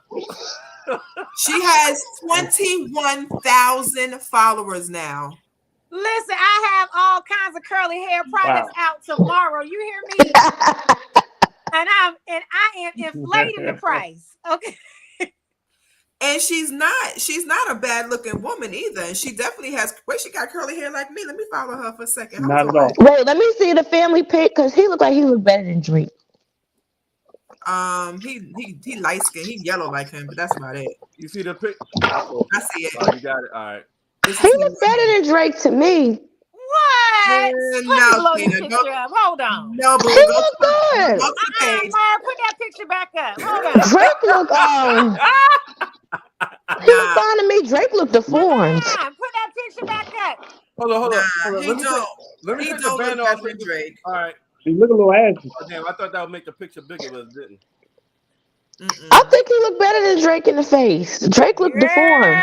Drake looked deformed in the face. No. I don't find Drake attractive at all. Well, I don't find this man attractive at all. So we Hey, that nigga legs ashy or he on stockings? What the fuck is that? I was just about to comment. That nigga legs that ashy? He missed leg Oh, day. nigga on stockings. God damn. That's how yellow he is. I think he is ashy. That nigga I think he ashy. is. That In nigga that must have picture, just he got is out the ashy. bathtub and just threw on some shit to take that picture. Nah, but damn. Yeah, she's a digital creator. Come on one time for the come up real quick. Thank you, husband. Thank you. I am not mad. I'm not mad at her at all. Yeah, look, now I'm looking at her. I'm on her Instagram page, looking at her stories, and she posted that there's a whole bunch of false pages that have been created because of this. So she wants everybody to report these other false pages. Damn, everybody trying to come up. Everybody think like Mel and trying to come up. She loved on a fake page right now. She loved to come up because she would have blocked all them people. She got all them people coming. She liked this shit. Right. This shit was a plan. Her husband did she said, babe, I need you to go on Drake page and make a comment. That was her whole plan, bro. So apparently these fake pages are sliding in other people's DM asking for money, and they're sending these fake pages money. So she had to post, I only have one page. I am not sending DMs requesting anything. These are fake cash apps from fake pages. Do not send these weirdos your money. This is my only page. Damn. And this is my cash app, FYI. Yeah. No, dead ass. She posted her cash app. Yes. Wow. Listen, if you really want to send me money, I'm not asking you to, but if you feel it in your spirit, the Most High speaks to you and tells you to bless me with the love offering, go ahead and bless. This is the correct cash app. Thank you. Much appreciated. So the question is, who is the joke on now? Right. Lord have mercy. Who's the joke on now? Was it on them or is it on Drake? Because it looked like they getting money from this shit. So whatever, yeah, they winning from it. I saw whatever try to come back and embarrass me, try to do, ain't seem to work. All Yeah, publicity is good until publicity. until she getting back shots. Listen to goddamn Marvin's Basically. Room. But I guarantee you this: there's going to be some companies that have curly hair products that's going to reach out to her, and she will now. I'll guarantee you, give it like a couple weeks, maybe a month. She's going to be having. She's going to have a link in her bio, and she's going to start promoting curly hair products. I Full guarantee it. product line. They Full just gonna product give line. her. They just gonna pay her out $2 million for her line. That's it. Just like these creators create these apps, and then they buy it off them. I think Instagram got sold for what, $1 billion for Facebook. What happened? They said, "Here you go. I created, but here you go, 1 billion. I take it." So it is what it is. I'm for it. Let me go find a celebrity to troll Hey, real quick. See what they but say. that shows the power of Drake, though. Ah, There you go. true. Hey, I'm telling y'all, she's DMing Drake back, but she's deleting that shit. Only one she's keeping is that one that Drake says, I'm here for you, I'm Mom. here for you, Mom. she done used that Cash App money to get a burner phone. Now she's messaging Drake. when you gonna be back in this area? Right, when you going to be in my town? Yeah. Right, it's gonna be a random trip to Canada for some reason. The next Drake single, Listen for Her Name or Digital Oh, Curve. that's gonna be fucked up if he added. And he's petty. He's petty. Drake He's will gonna do make a it. song about her, and I guarantee you he gonna put her in a video. I guarantee you she's gonna be on Bridal Path. I guarantee. It's gonna be a lookalike. Nah. It definitely could be a lookalike though. A lookalike. I think Drake will send her an airplane ticket. So The husband gonna be. let's pivot The real quick. husband Let me ask you a gonna be. question. The husband gonna be listening to the song that he could be like, Right. "Bitch, you gonna He gonna look at her with questions, right? So Merv, if it was your wife and Drake was like, "Hey, come on out and be in this video," would you let her go? Let me answer that for you. Yes, he would. I told you he's gonna have a blueprint with the game plan. He said he's going What to. are you talking about? I'll be like P. Diddy, all in the video. Yeah. Kid, Your boys in the if side. it was your wife, and Drake was like, "Hey, come be in this video," He's like, "Can't would stop, you let won't her stop." go? Oh, if we can capitalize off of it, yeah. He gonna be Harlem shaking in the background. Yeah. We can make some money. Trying to get dual citizenship to Canada. Yeah. Yeah. Merv But I not mean, gonna be on the the big Wednesday thing, pod no this more. shows He the gonna power be of Drake, busy. though. Do you see Merv already bouncing like he in the fucking video? He back there like Merv over there like. Tina, we gonna be in a group chat, and Sean gonna ask in the group chat who gonna be on Wednesday pod. Merv not gonna answer. He gonna be like, "I ain't gonna be here. Like I'm traveling." I'm not available this Wednesday. I'm gonna be in Canada. I got flued out. Drake flew me out. I got flued out. No, but I actually see Drake befriending them and probably either fluing them out. I believe that Drake might flew them out, put them in a video, or he might just randomly, maybe an anniversary will come up or a birthday will come up, and Drake will find a way to send them either a gift to the house or some money. I think Drake is doing this to be petty, but he might befriend them. You never know. That sound like a plan. I like how sometimes life decisions work out for the best. It doesn't always have to be a negative connotation when the things that we do, because this may work in their favor. Right. Until Marvin's Room is playing, and she's on her fucking back. He gonna have a music video, and the shorty gonna be in her room or in the bathroom in one of the scenes with the hair product for the girl. Okay. She's not gonna let him hit that. Yo, but that just makes you think like how life can really change. Like all this man thought was he was leaving some dumbass comment underneath a picture about Drake's son. Now Drake done found your wife, followed your wife, DM'd your wife, and now you went viral on the Shade Room. Life is crazy. Life is crazy. Wait, that means that the wife or the husband sent that shit to the Shade Room. Cause Drake ain't DM them and then send it to the Shade Room. Oh no, the husband did. See? I think People don't even know how to keep shit with themselves. They're like, oh, Drake DM'd you. Let me send it. But you know the Shade Room, No, hey, Room, Tina, internet You is know like, they already paid them. They already paid them for that read shit. that. Read that.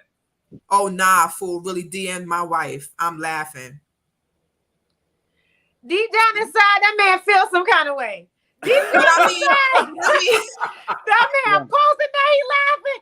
Deep down inside, that man got that empty feeling in the pit of his stomach. He feeling some kind of way. I don't care what he says. He got all these laughing emojis right here, but deep down in his heart, he feel away. Yeah, because Drake could have responded. Wait a minute. Another way. What's the rest of it? What's all that extra shit above it? That's just the post from the story that was in her DM. So that might have been something else. And then here comes Drake. No, that means they had a conversation because it's all under that one DM. Well, I'm sure his wife probably reposted some stuff because she reposted. My husband decided to comment, and now Drake followed me. So what you see is this. No, you see what I'm saying? Go back. He posted that. That's what this. And then what? Drake liked it. Drake responded to that, and that's how it looks in the DM. Yeah. Cause you see the little love, the heart. That means somebody loves. One of them did that. That's because the DM is private. So he must have been going through her shit and parting it or something. And then he wrote, "I'm here for you, Mom." And sent it to her husband, and then her husband put it in his stories. But I mean, this is the Shade Room, this Instagram. So I'm sure somebody saw Drake respond to that man, and then the Shade Room reposted Drake responding to him. So it didn't necessarily have to be one of them that did it. Did we talk about the Shade Room? People repost a screenshot of the comments all the time. Oh, you gotta pay me. Yeah. Fuck that. I ain't just gonna give you that shit. You gotta fucking pay me. Like, hit Shade Room like Drake DM my wife. I can show you a screenshot for 2,000, 10,000. Listen, y'all. Listen. Yeah, now Champagne think I need My excitement. husband decided to be a troll, and now Champagne thinking I need excitement in my life, eyes and laughing. Y'all don't think she's warm inside? Y'all don't think her pussy just got fucking wet? Y'all don't think her nipples are fucking hard? You don't think she's got there? You don't think she's like? Yeah. If you don't think that, you're fucking lying to yourself, yo. Everybody not a groupie hoe. That says groupie hoe. I don't know what the fuck you talking. It was the side eye that did it for me. Low key, she's like, I really do need some excitement and comma. However, I can't really tell my husband I need. That's what that little two emojis with the side eye. We got to read in between the emojis. Yeah. Exactly. Right. Exactly. And again, it's all good now. It's all laughter now. It's all laughter now until you find out a year later. Fuck that, Becca. Really Since you the good wife, and that was you. I mean, would you entertain Drake?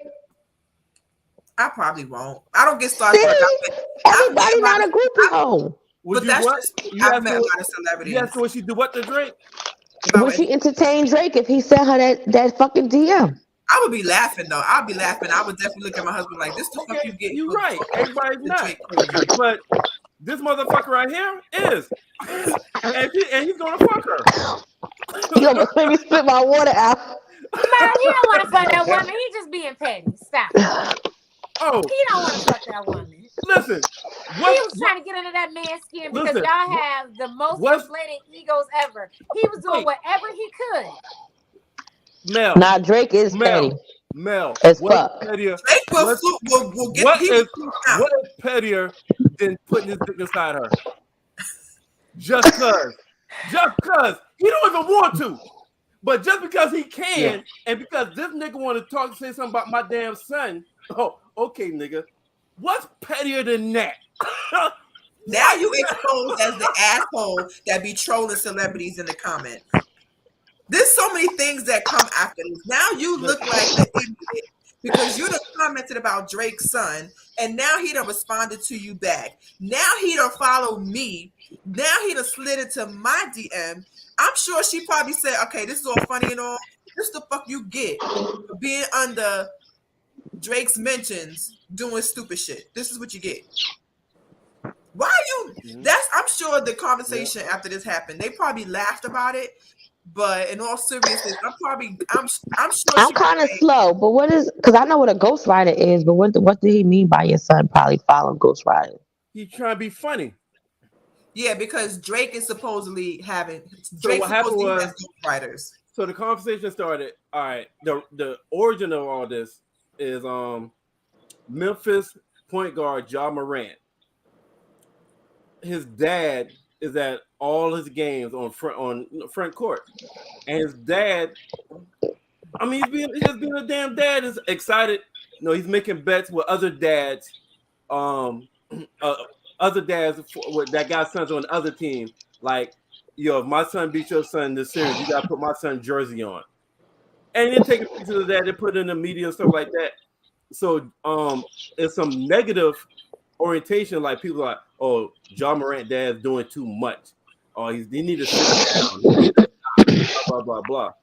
So Drake was basically saying, how can Ja Morant dad or Melo dad, because everybody was getting on another dad as well. Yeah. How can they be doing too much?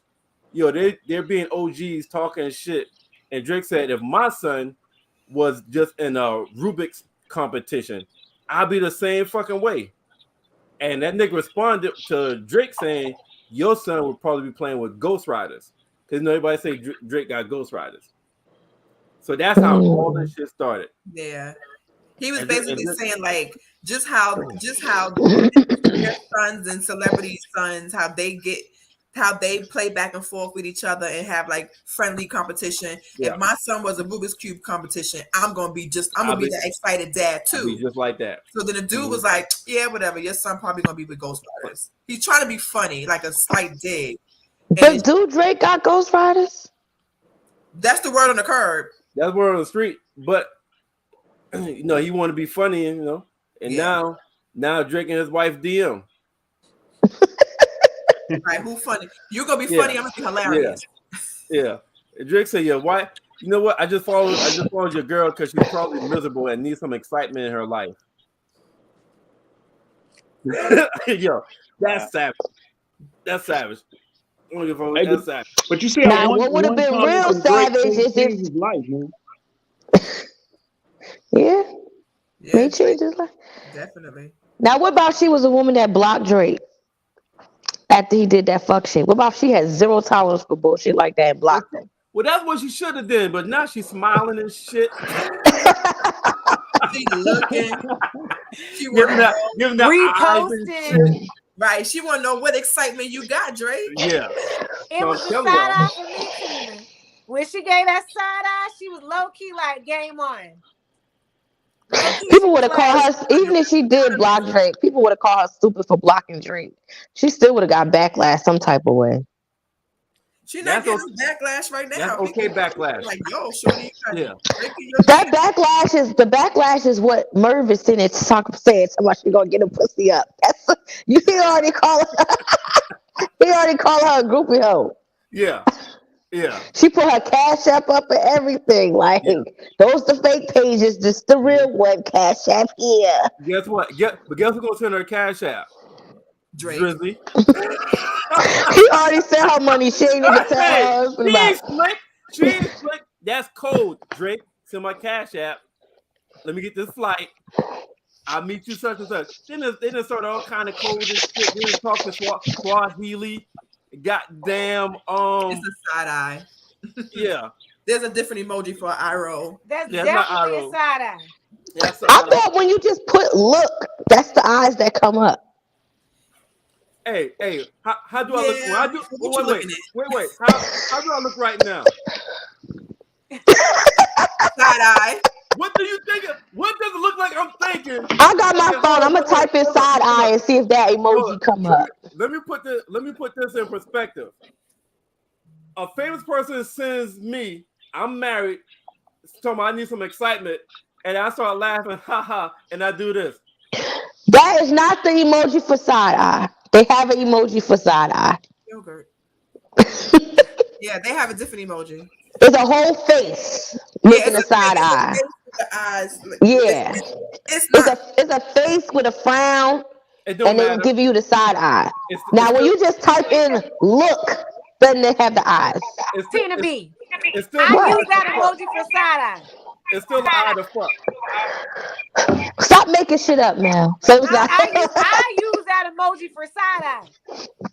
I don't know what other people use that emoji for, but when I'm trying to be petty or I'm like insert side eye here on my professional email, that's the emoji that I'm thinking about. Don't I look like I'm full of shit when I do this? Hey, Completely. That mean no. Type in side eye. You're going to see the whole face. Listen, I believe you, but I'm just letting you know what I use for side eye. And that's them two eyeballs looking to the side. all I know is if I'm that husband, if I'm Sadie B, my goddamn wife can't go on no fucking girls trip for 12 months. None. None. You wouldn't capitalize off this moment in no way, shape, or form. No, but now listen. If we fly up there together, yeah. But if she try to tell me she on a fucking girls trip, she trying to get some side dick from Drake. Fuck her, cause we in this together. Mark, what you gonna do? You wanna watch? What you going with her for? Merv a cock blocker. What you going? What you going for? You gonna watch? You gonna hold her purse while she getting beat down? What is the point of you being there? He want to make sure he on a resort smoking a cigar while she get her back blown out. It's only right. Somebody got to be the cameraman. You ain't gonna have me staying home in the hood while you on vacation. Let me at least be on the resort while you get your back blown out in Drake Hotel. Nah. Yeah. All I'm saying, hey, Sadie B, if your wife say anything about a girls trip in the next 12 months, Drake is fucking your woman. Well, Drake flew her out. Right. Hey, if all of a sudden hey, also, what about the dick? Not even all that. Like, come on, people. Y'all giving Drake too much credit. Let her find out. Let her Y'all find out. giving Drake too much credit. Who the fuck said Drake is about to damn dick her down? We just said Drake is gonna fuck. Hey, Sadie B, if your wife get a passport all of a sudden and she ain't never talked about passport since y'all been married. He don't look like the type to have a wife without a passport, though. Hey, I'm letting you know the sign. All of a sudden, girls for the next 12 months, she's fucking Drake. She applies for a passport in the next 2 months, out the fucking blue. She's fucking Drake. Man, she was already going on the trip. She just told Drake where the trip is at. Yo, listen, y'all. I want to let y'all know something. Listen, when we first started talking about this and I went to her page, she had 21.1K followers. Since we've been talking about her for maybe 20 minutes, she has 21.2 followers. She just gained 1,000 followers since we've been talking about her. In 20 minutes. You know who it is? It's the people on My High Radio. They done went in there. They said, what the fuck? Look, Merv. One of her followers is Brandon. Wow. Brandon Jamar. Let me go hit on my cousin and be like, why are you following me, sir? He He's like, I want to see what's gonna Following happen. her, sir. He said, I want to see what's Followed gonna by Brandon happen. Jamar, my cousin. Look at this. That's funny. I mean, she cute though. She is. She's not Yeah. bad at Hey, all. and right here, it look like she got some Yetis. Get off these people internet. But she got a full body Hey. picture. What's her name? Tony Bowen. She has a nice body actually. Yeah. She's in here in bathing suits, 2 pieces. She's showing all the things. When did she post that shit? This was posted October 2020. Oh, I thought she just started posting body pics. Like, wait a minute. No. The last pic that she posted was an hour ago, and then before that, April 3rd, yesterday. So she doesn't. She posts, but not, and it's not nothing crazy. Most of the pictures of her kids, her and her husband. Yo, I don't see her account. Yeah, she got a picture. This is on Instagram? Yes, Instagram. Yeah, I don't see that shit, bro. How many other people do y'all think Oh, jumped in her DM? Oh yeah, Drake fucking. Oh, she mad petite. I thought she was a thick girl. No, It's the clothes. She wear big clothes. Her husband probably make her wear big clothes. she's pretty. Yeah, somebody need to get married. Hey, her husband. Hey, Drake definitely fucking. The fact that Drake she's DM a her. pretty girl. Oh yeah, Drake fucking. That's Drake type too. She look like a Rihanna reject. She's cute. I like her hair. That's what I'm talking about, right? Curly girl. That's how I was like, wait a second. That's our Rihanna Wait, reject. she look like a what? She don't look like she look better than Rihanna. Hey, Tina, don't fuck up my joke. Go with it. She do look better than Rihanna though. No, Tina, don't talk about it right now. Don't fuck up my joke. Run with it. Talk about her, a Rihanna reject. Hey, she's Speaking of Rihanna, she needs to put some fucking clothes on because it's at some point in your pregnancy where being naked ain't cute. You better leave Rihanna alone. It's hot. She might be watching this. The whole winter her stomach was out. That baby done caught a cold in the belly. Well, she's also been in Barbados. She ain't been in the States. In a puffer jacket? Well, I mean that was in New York, but since then she's been in the Did you see her in the water, bitch? Put some clothes on. Well, Rihanna never wore clothes. Nah, she don't. When her belly that big, wasn't shit sexy about that shit at all. She did not look right at all. At some point, you just you pregnant, and you don't look right. So you need to cover that shit. Listen, when you pregnant, you walk around in the bra and drawers. Not for the public eye. I mean, people will still fuck her. Listen, I see a lot of people. Some people look cute pregnant, and that was Cardi B. Look pregnant all the way up, even when she pop. Rihanna look crazy now. And it don't look right on her. And pregnant pussy, good pussy. Stay wet. Not stay woke, but stay wet. Okay. Rihanna know that. She let you know right now. My pussy is amazing and wet because I'm pregnant. That shit made it look like she lost her butt. Because when she was in that water, she looked like she ain't had no ass. Mara, find that picture and put it up. I'm taking a social media hiatus. What picture? Talking about Rihanna picture? Yeah. When she was in that pool, and was it the I don't know, she was with ASAP. Her belly big as hell. She ain't got no ass. Oh yeah, she stayed naked. She been naked her whole pregnancy. But Rihanna was been naked before her pregnancy. She don't never wear clothes. True, but her titties was like down to here, and her belly was out here, and she had no ass. Like now at this point, Shorty cover that shit up. Not that one when she was in the water. No, with the black bathing suit on. And ASAP standing like he's standing like right behind her or some shit. That shit look horrible. I was like, But hey, it's Rihanna, and like I said, pregnant pussy. That's some bullshit.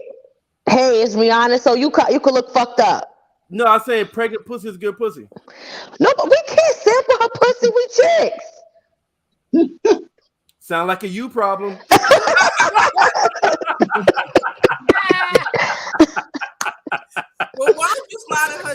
and see if anything happens.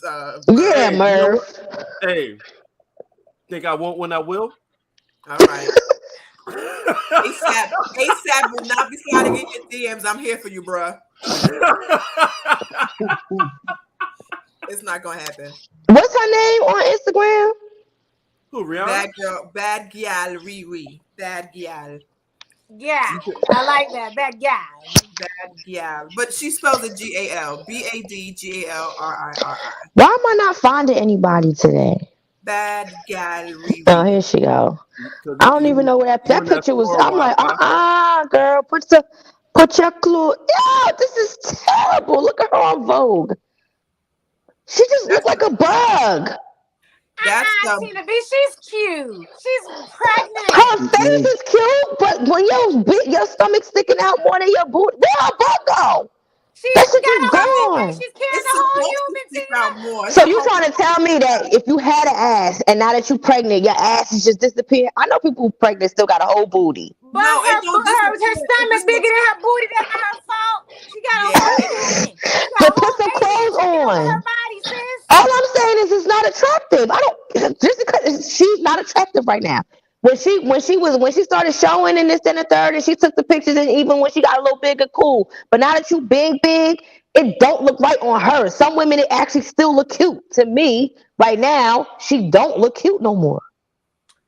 Well, we can agree to disagree because she's just pregnant. It is what it Yeah, is. it's True, just But but the pregnant bodies that's look like you nice. got the pregnant women that take pictures that got hella stretch marks. Okay, I get it. Embrace your stretch marks, but your stomach look disgusting. I'ma just keep it a fucking buck. Everybody's Dang. stomach, Ooh. everybody's like what the fuck? That shit don't. Everybody's stomach is not cute. Everybody's stomach is not Hey. cute. So I don't know. appreciate It just I don't get it. appreciate that. Why not? Hey, Tina. I mean, Becca. Don't take my shine so fast. Put that bitch back up. There we go. Ooh, y'all. Because this sounds is like the a Merv unicorn. show and not the guys, y'all. This is the Merv show. Why not? Is Murph friend or some shit? Because Listen, that's the I only don't know. person that I don't know who the hell entertain. that is. Tina B, the I don't know. last I don't know who podcast Why They I Not did is. only with talk my to girls, you. why That's a not was on there, goddamn and I'm lie. like, who Why not is talk this? to Why everybody? not? Like, I Huh? need you to come on. Who is this? I don't know who that Why not already motherfucker said is. they Come don't on come the on show. camera? They said that already. They not come on camera. They said that last week because y'all try to Yeah, bring. they just Yeah, they not coming on they're a camera. supporter. Huh? We probably know them. I know we gotta know. Well, this is a No, YouTuber. that's a Maybe YouTube. not. That's a YouTube person. We Listen, still. That don't mean we don't know them. I like to invite We got the we got audience I got on a to the I got a show. YouTube follow on Tuesday for the movies and the TV shows. Her name is Blatant Truth. Never seen her know who, but she comes on every Tuesday. The Harris talk about TV shows, review And TV why shows. not? Why not come on every Wednesday? Oh well, no, she don't come on Wednesdays. Why not come on Wednesdays? Blatant No, Truth come on Tuesday. Blatant Truth come on every Tuesday, and why not come on every Every Wednesday. Wednesday? Yeah, yeah. They YouTube. So Well, they thank you for following the guys. Why not? thank When you. you're Why ready to not? come on the show, you can come on my show every other Sunday. Mel featuring her tribe and ladies and all those great things. I'd love to have you. I'm not gonna Oh be there boy. Sunday in the comments. Yeah, I like that right. Sounds like a you problem. Sounds like a you problem. Murr for the win. That is funny. Why not? Hey, Man? hey, listen. And again, what is we talking about? Tonight's theme: how How choices Choices choices we we we make make affect the affect next affect the the next chapter chapters in in life. life. Life. right. And, hey, and my choice would have been the fuck Rihanna. We found her doing the Bel Air breakdowns. Okay. We did the Bel Air breakdowns. All Well, right. glad you stayed. Why not? We glad you stayed. Is it a Wait, girl or a guy? We don't know. why not? Are you a woman's or a men's? Not Did the you men. put the F Not with the that men. shit? I did. You ain't You a got to woman? reveal that. Why not? You Are ain't you got a to tell. woman Did or y'all a notice man? Rihanna little gun tattoo by her boobie? That shit cute. Yes, Rihanna I cute. know. She cute. Yes, I'm talking about the fucking tattoo. I don't give a fuck.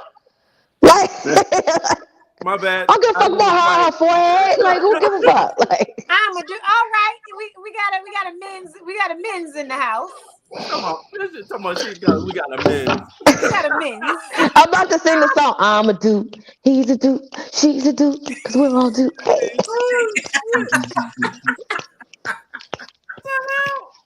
That is funny. All right, y'all. Let's Great go ahead and show, wrap. you guys. Hey, let's wrap this shit up.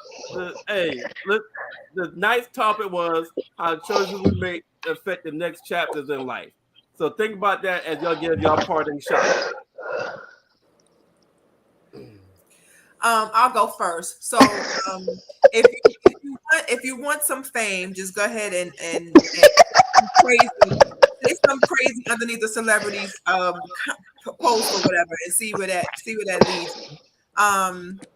Choices we make in life will affect the next chapter, and as we can see, it could be anything from prom pics to being a dumbass husband. Anything that you do affects the next thing you do. So just keep that in mind. And that's about it for me. Yeah, what Becca said. That's my closing remark.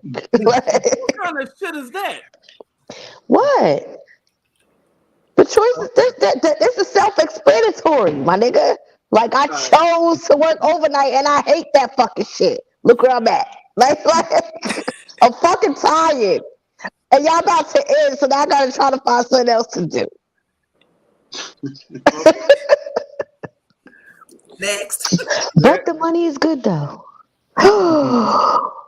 Look at this. See the choices. Did you see this bitch? What kind of shit was that? Yo, let me go back to this shit, yo. What the fuck? Those balloons. Those are balloons. It's called Thotty with a Botch Body. Yo, them books is crazy. Ma'am. That's Do a man. he write a new book? You know what I'm talking about? Them crazy ass books that people thought was fake as hell and it really be on Amazon. Like pastors eat pussy too? Yeah. That shit is real. It's like somebody write a book every week and publish it. It's like $12 each book every fucking week. The most ratchet of the ratchet. Yeah, you can self-publish. Quan Mills. He got mad books. The craziest titles you ever think of sexually. Yeah. Like, I slept with my husband's father and now I'm pregnant. Type shit. Like, yo. I'm a man and I'm pregnant. Like, yeah. People was like, are these books real? So motherfuckers went on Amazon, including me. That shit is real. It's a real. He make all them books. this hoe got roaches in her crib. These are the names of some of his books. An urban satire. It says this hoe got roaches in her crib. An urban satire. That's a real book. Yep. Don't pastors eat pussy? Yeah. No, you gotta read. So there's a girl on Instagram. She wear a bonnet with glasses, and she reads it like it's like somebody sent her email, and then she'll get on the mic because she got the karaoke mic. Yo, she's fucking hilarious. And then she'll put at the end that it's a book, but she'll read a passage from it, and that shit is jaw dropping. Look, there it is, man. Look, pastors eat pussy too.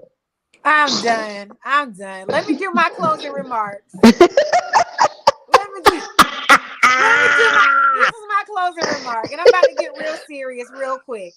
Ladies and gentlemen, we have got to teach our children that we are not equals. We are not equals. We have not come to a place where we can do the same things that Caucasians can do and still get a pass. Okay, so we have to hold ourselves to a higher standard, especially when we aspire to be more, to want more, to do more. So my closing remark is, parents, please continue to parent these children well past the age of 18, because we all know that we did some dumb shit past the age of 18, right? So I will never my son's 18 right now, senior in high school, getting ready to be at Howard University. I love my son to death, but I'm not going to stop parenting him at 18 because I understand that he's a child. You understand? So my closing remarks as parents, we have got to continue to be parents well past the age of 18, maybe even past the age of 25. Some of us 30 years old still doing dumb shit. That's all I got to say. And when you get 30, 35, 45, the choices that we make right now is pivotal because the older you get, the less chance you have to be able to recover. So my closing remarks, please let's continue to parent these children and understand that we still have to be 10 times better, 10 times smarter, work 10 times harder to get to where we want to be in life. And the decisions that we make absolutely are monumental, especially if we posting guns in prom pictures. Thank you and good night. You should also add, children, you can't do what your parents do because the parents be in the pictures with the guns talking about, you better bring my daughter home after the prom. Let me talk about that real quick because I'm that mom. My son going to prom this weekend. I wish a daddy would. I wish a man would show up at the front door with a gun pointed at my son. I wish a Negro would. I don't have no kids, but I would tell my kids, especially if it's a boy, if you even take a motherfucking picture standing next to that motherfucker with a gun, I'ma bust your ass for being stupid. Listen, I'm that mother, okay? Come listen. Show up to the front door with a gun with my son coming to get your daughter to prom talking about taking a picture. I got that. Becca, remember that fucking post? It was a year ago in the group, and that old head that's in our group said he would do the same shit. It was a whole heated ass debate. And he was cursing out all the women that was like, And he was like, I don't give a fuck. I'm gonna have my gun. I had my gun, ask my daughter. Y'all, and then he was talking about how all the chicks in the group was raising sons as bitches. I was about to delete that motherfucker because that nigga was making me hot. Tina B, not my son, not with the type of mama he has.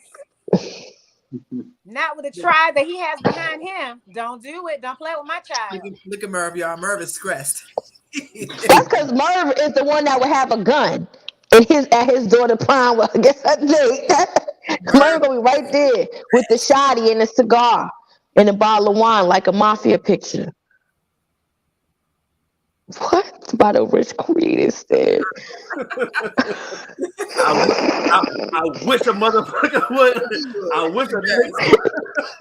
I wish a motherfucker would. Listen. You know, they sometimes. I'm a professional in these streets these days, but if I have to go back there, if you have to bring me back there, there's 3 things I don't play with. Okay, y'all ready? My money, my child, and my man. Oh, okay. Oh, I thought you were gonna say your food. Definitely. I mean, like 4 things. I mean, no, like, but seriously, when as a woman, as a mother, like, you just don't play with your children. You cannot. As a man, you cannot pull a gun on another young man just because he's taking your daughter to prom. That's crazy. Don't do that, because you wouldn't want another man to meet you at the front door with a gun. That's threatening. Don't do that to my child. I wish you would. I wish you would. Right. We're so sorry, Kent. What do you have to do? Right. Sorry. Like, yo, they just saw the whole fucking part all over again. I'm just gonna get in where I fit in. I appreciate inviting me. Let me be on the show. I would say that life is a series of choices. Where you can be either harmed, jail, or even worse, and could die. So those are the big things you need to think about with all choices in life, especially with that young lady. Hopefully everything will work out for her. She have an advocate that will help her, continue and be successful in life. That's all I got to say. Appreciate it. Hello, Obama.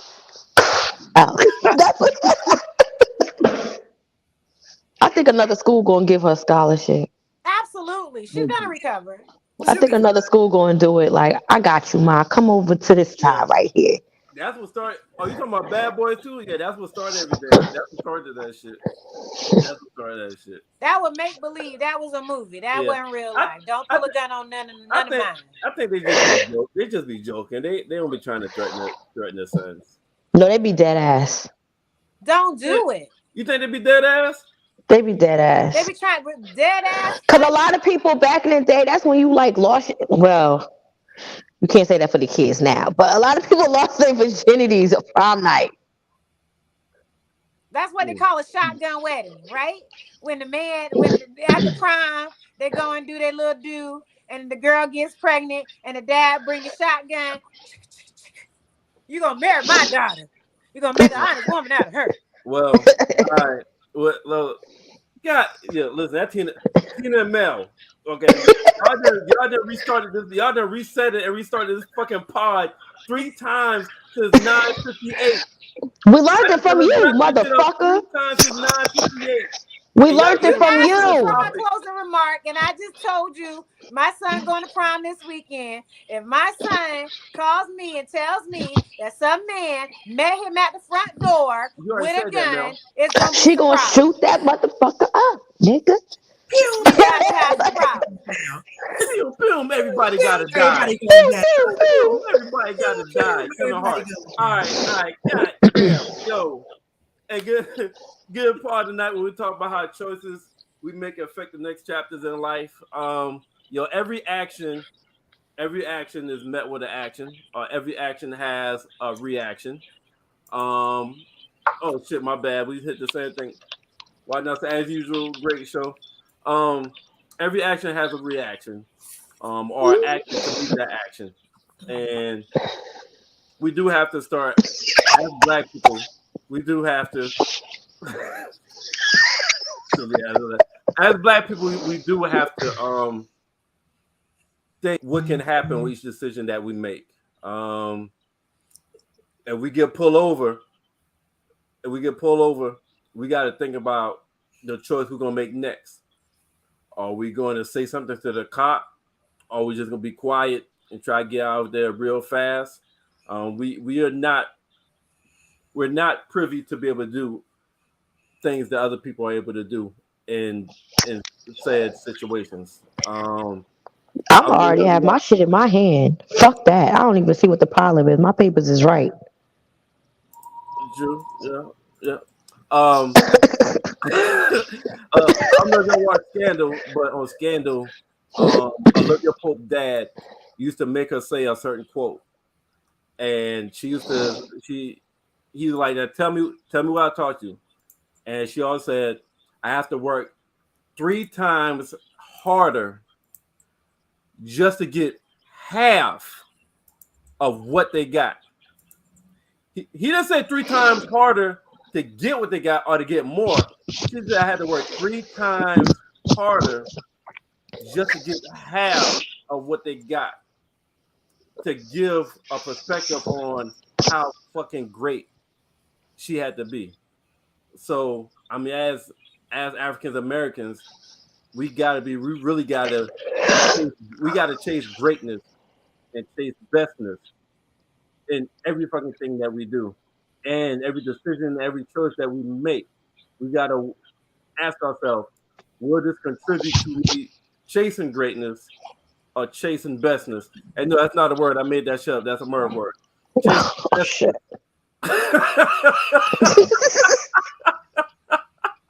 You know what was a bad decision? Fuck them guns. That fucking dress was a bad decision. I was just waiting for somebody to say that shit. That dress was a horrible. I said that shit. It was. Y'all know y'all was saying that shit. Y'all just tried to focus on the guns. You already had the guns. They don't need to jump on the dress was very horrific. It was very horrific. That shit was disgusting. Very horrific. Like who made that shit? Because clearly it was made number one. Listen, and the prom date had matching pants on. Yeah. Oh, I didn't see the date. Put the picture back up, Mara. Put the picture back up. But the dude dreads, that shit was disgusting too. You got it back? No, I just cleared the pictures out while she was talking. How the hell you clear the pictures out? You being so damn fast. because we were saying die, Merv. We supposed to be saying die. My bad. Supposed to be saying I'll good Google night. it. I'll Google it. Tina B, her prom date had matching pants on. That dress was disgusting. Let me tell you, when Becca first posted the picture real quick, I was like, all I saw was a dress first. Fuck the guns, because I like guns. Oh, that was her date? I just thought he was a bystander. I No, thought that's he was matching a date. pants The on. fact that he had matching pants Oh, on. now I'm That's seeing. date. That fuck the hair got me on him, the dress got me on her, and then I saw the guns. That shit looked disgusting, bro. Don't be a menace to South Central while drinking your juice in the hood, honey. Yo, Don't do all it. right. I got Central in this. Society, which one? Hey, listen. Hey, make better choices in life. Ask yourself, is this the best choice that I'm making right now? Every fucking time you make a decision, before you hit the send button, like, you know what I'm saying? Before you hit the send button, going after Drake. Now Drake about to fuck your wife. You post up pictures. Your son gets suspended. Can't go to school. You rushed Dave Chappelle. Your arm is backwards. You're fucked up. You can't see out one eye. You're in the hospital, and you got $30,000 fucking bond because you want to follow Will Smith up. Ask yourself, is that the best? Before you make that decision, ask yourself, do you feel lucky? I don't know where the fuck that came from, but it sounded Watch right. that motherfucker sue Will Smith, talking about he thought he could do it. People sue people for dumb shit and win. Will Smith did thank it. you. Hey, and get y'all physical. We talk about something serious, and hey, my fellow brothers, get your physical. Don't wait till your pinky's falling off or your hand falling off. Don't wait till your pee is black or dark brown. Don't wait. That sounds like an STD. Don't wait.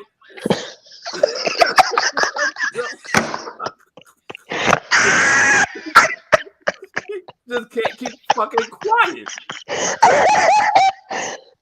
Not brown pee, my nigga. That's disgusting. Listen, don't wait till your back hurt or your chest hurt. Start going to the doctor annually. Get your annual physicals, y'all, because I have buried a lot of friends and family in their 30s from liver or from heart, stuff like that. So definitely start getting your annual, and remember what Kent told y'all.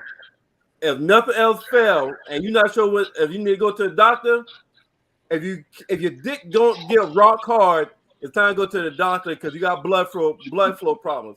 So the minute your dick don't get rock hard as it used to be, you got blood flow problems. You need to go to the doctor. What's the other shit? Your colon? And get the blue at the pill. age of 40, you're supposed to get that shit checked out too? Yeah. Get the finger up the ass at 40. A lot of men don't want to do that because of that. Tina B, a lot of men like it anyway. Stop playing. I think they do, because y'all afraid that y'all gonna like it. That's why y'all scared to get y'all booty licked. I'm telling over you. there, some milking the prostate. They trying to act all hard like they don't want the doctor to stick their finger up there to check you. And some of these women be up there milking these prostates for their men's every night. I'm not one of them. I'm just saying that's what I heard.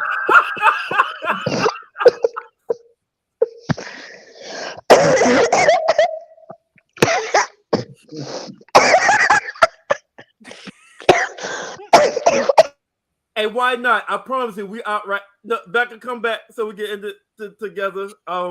Listen again. All right, choices that you make.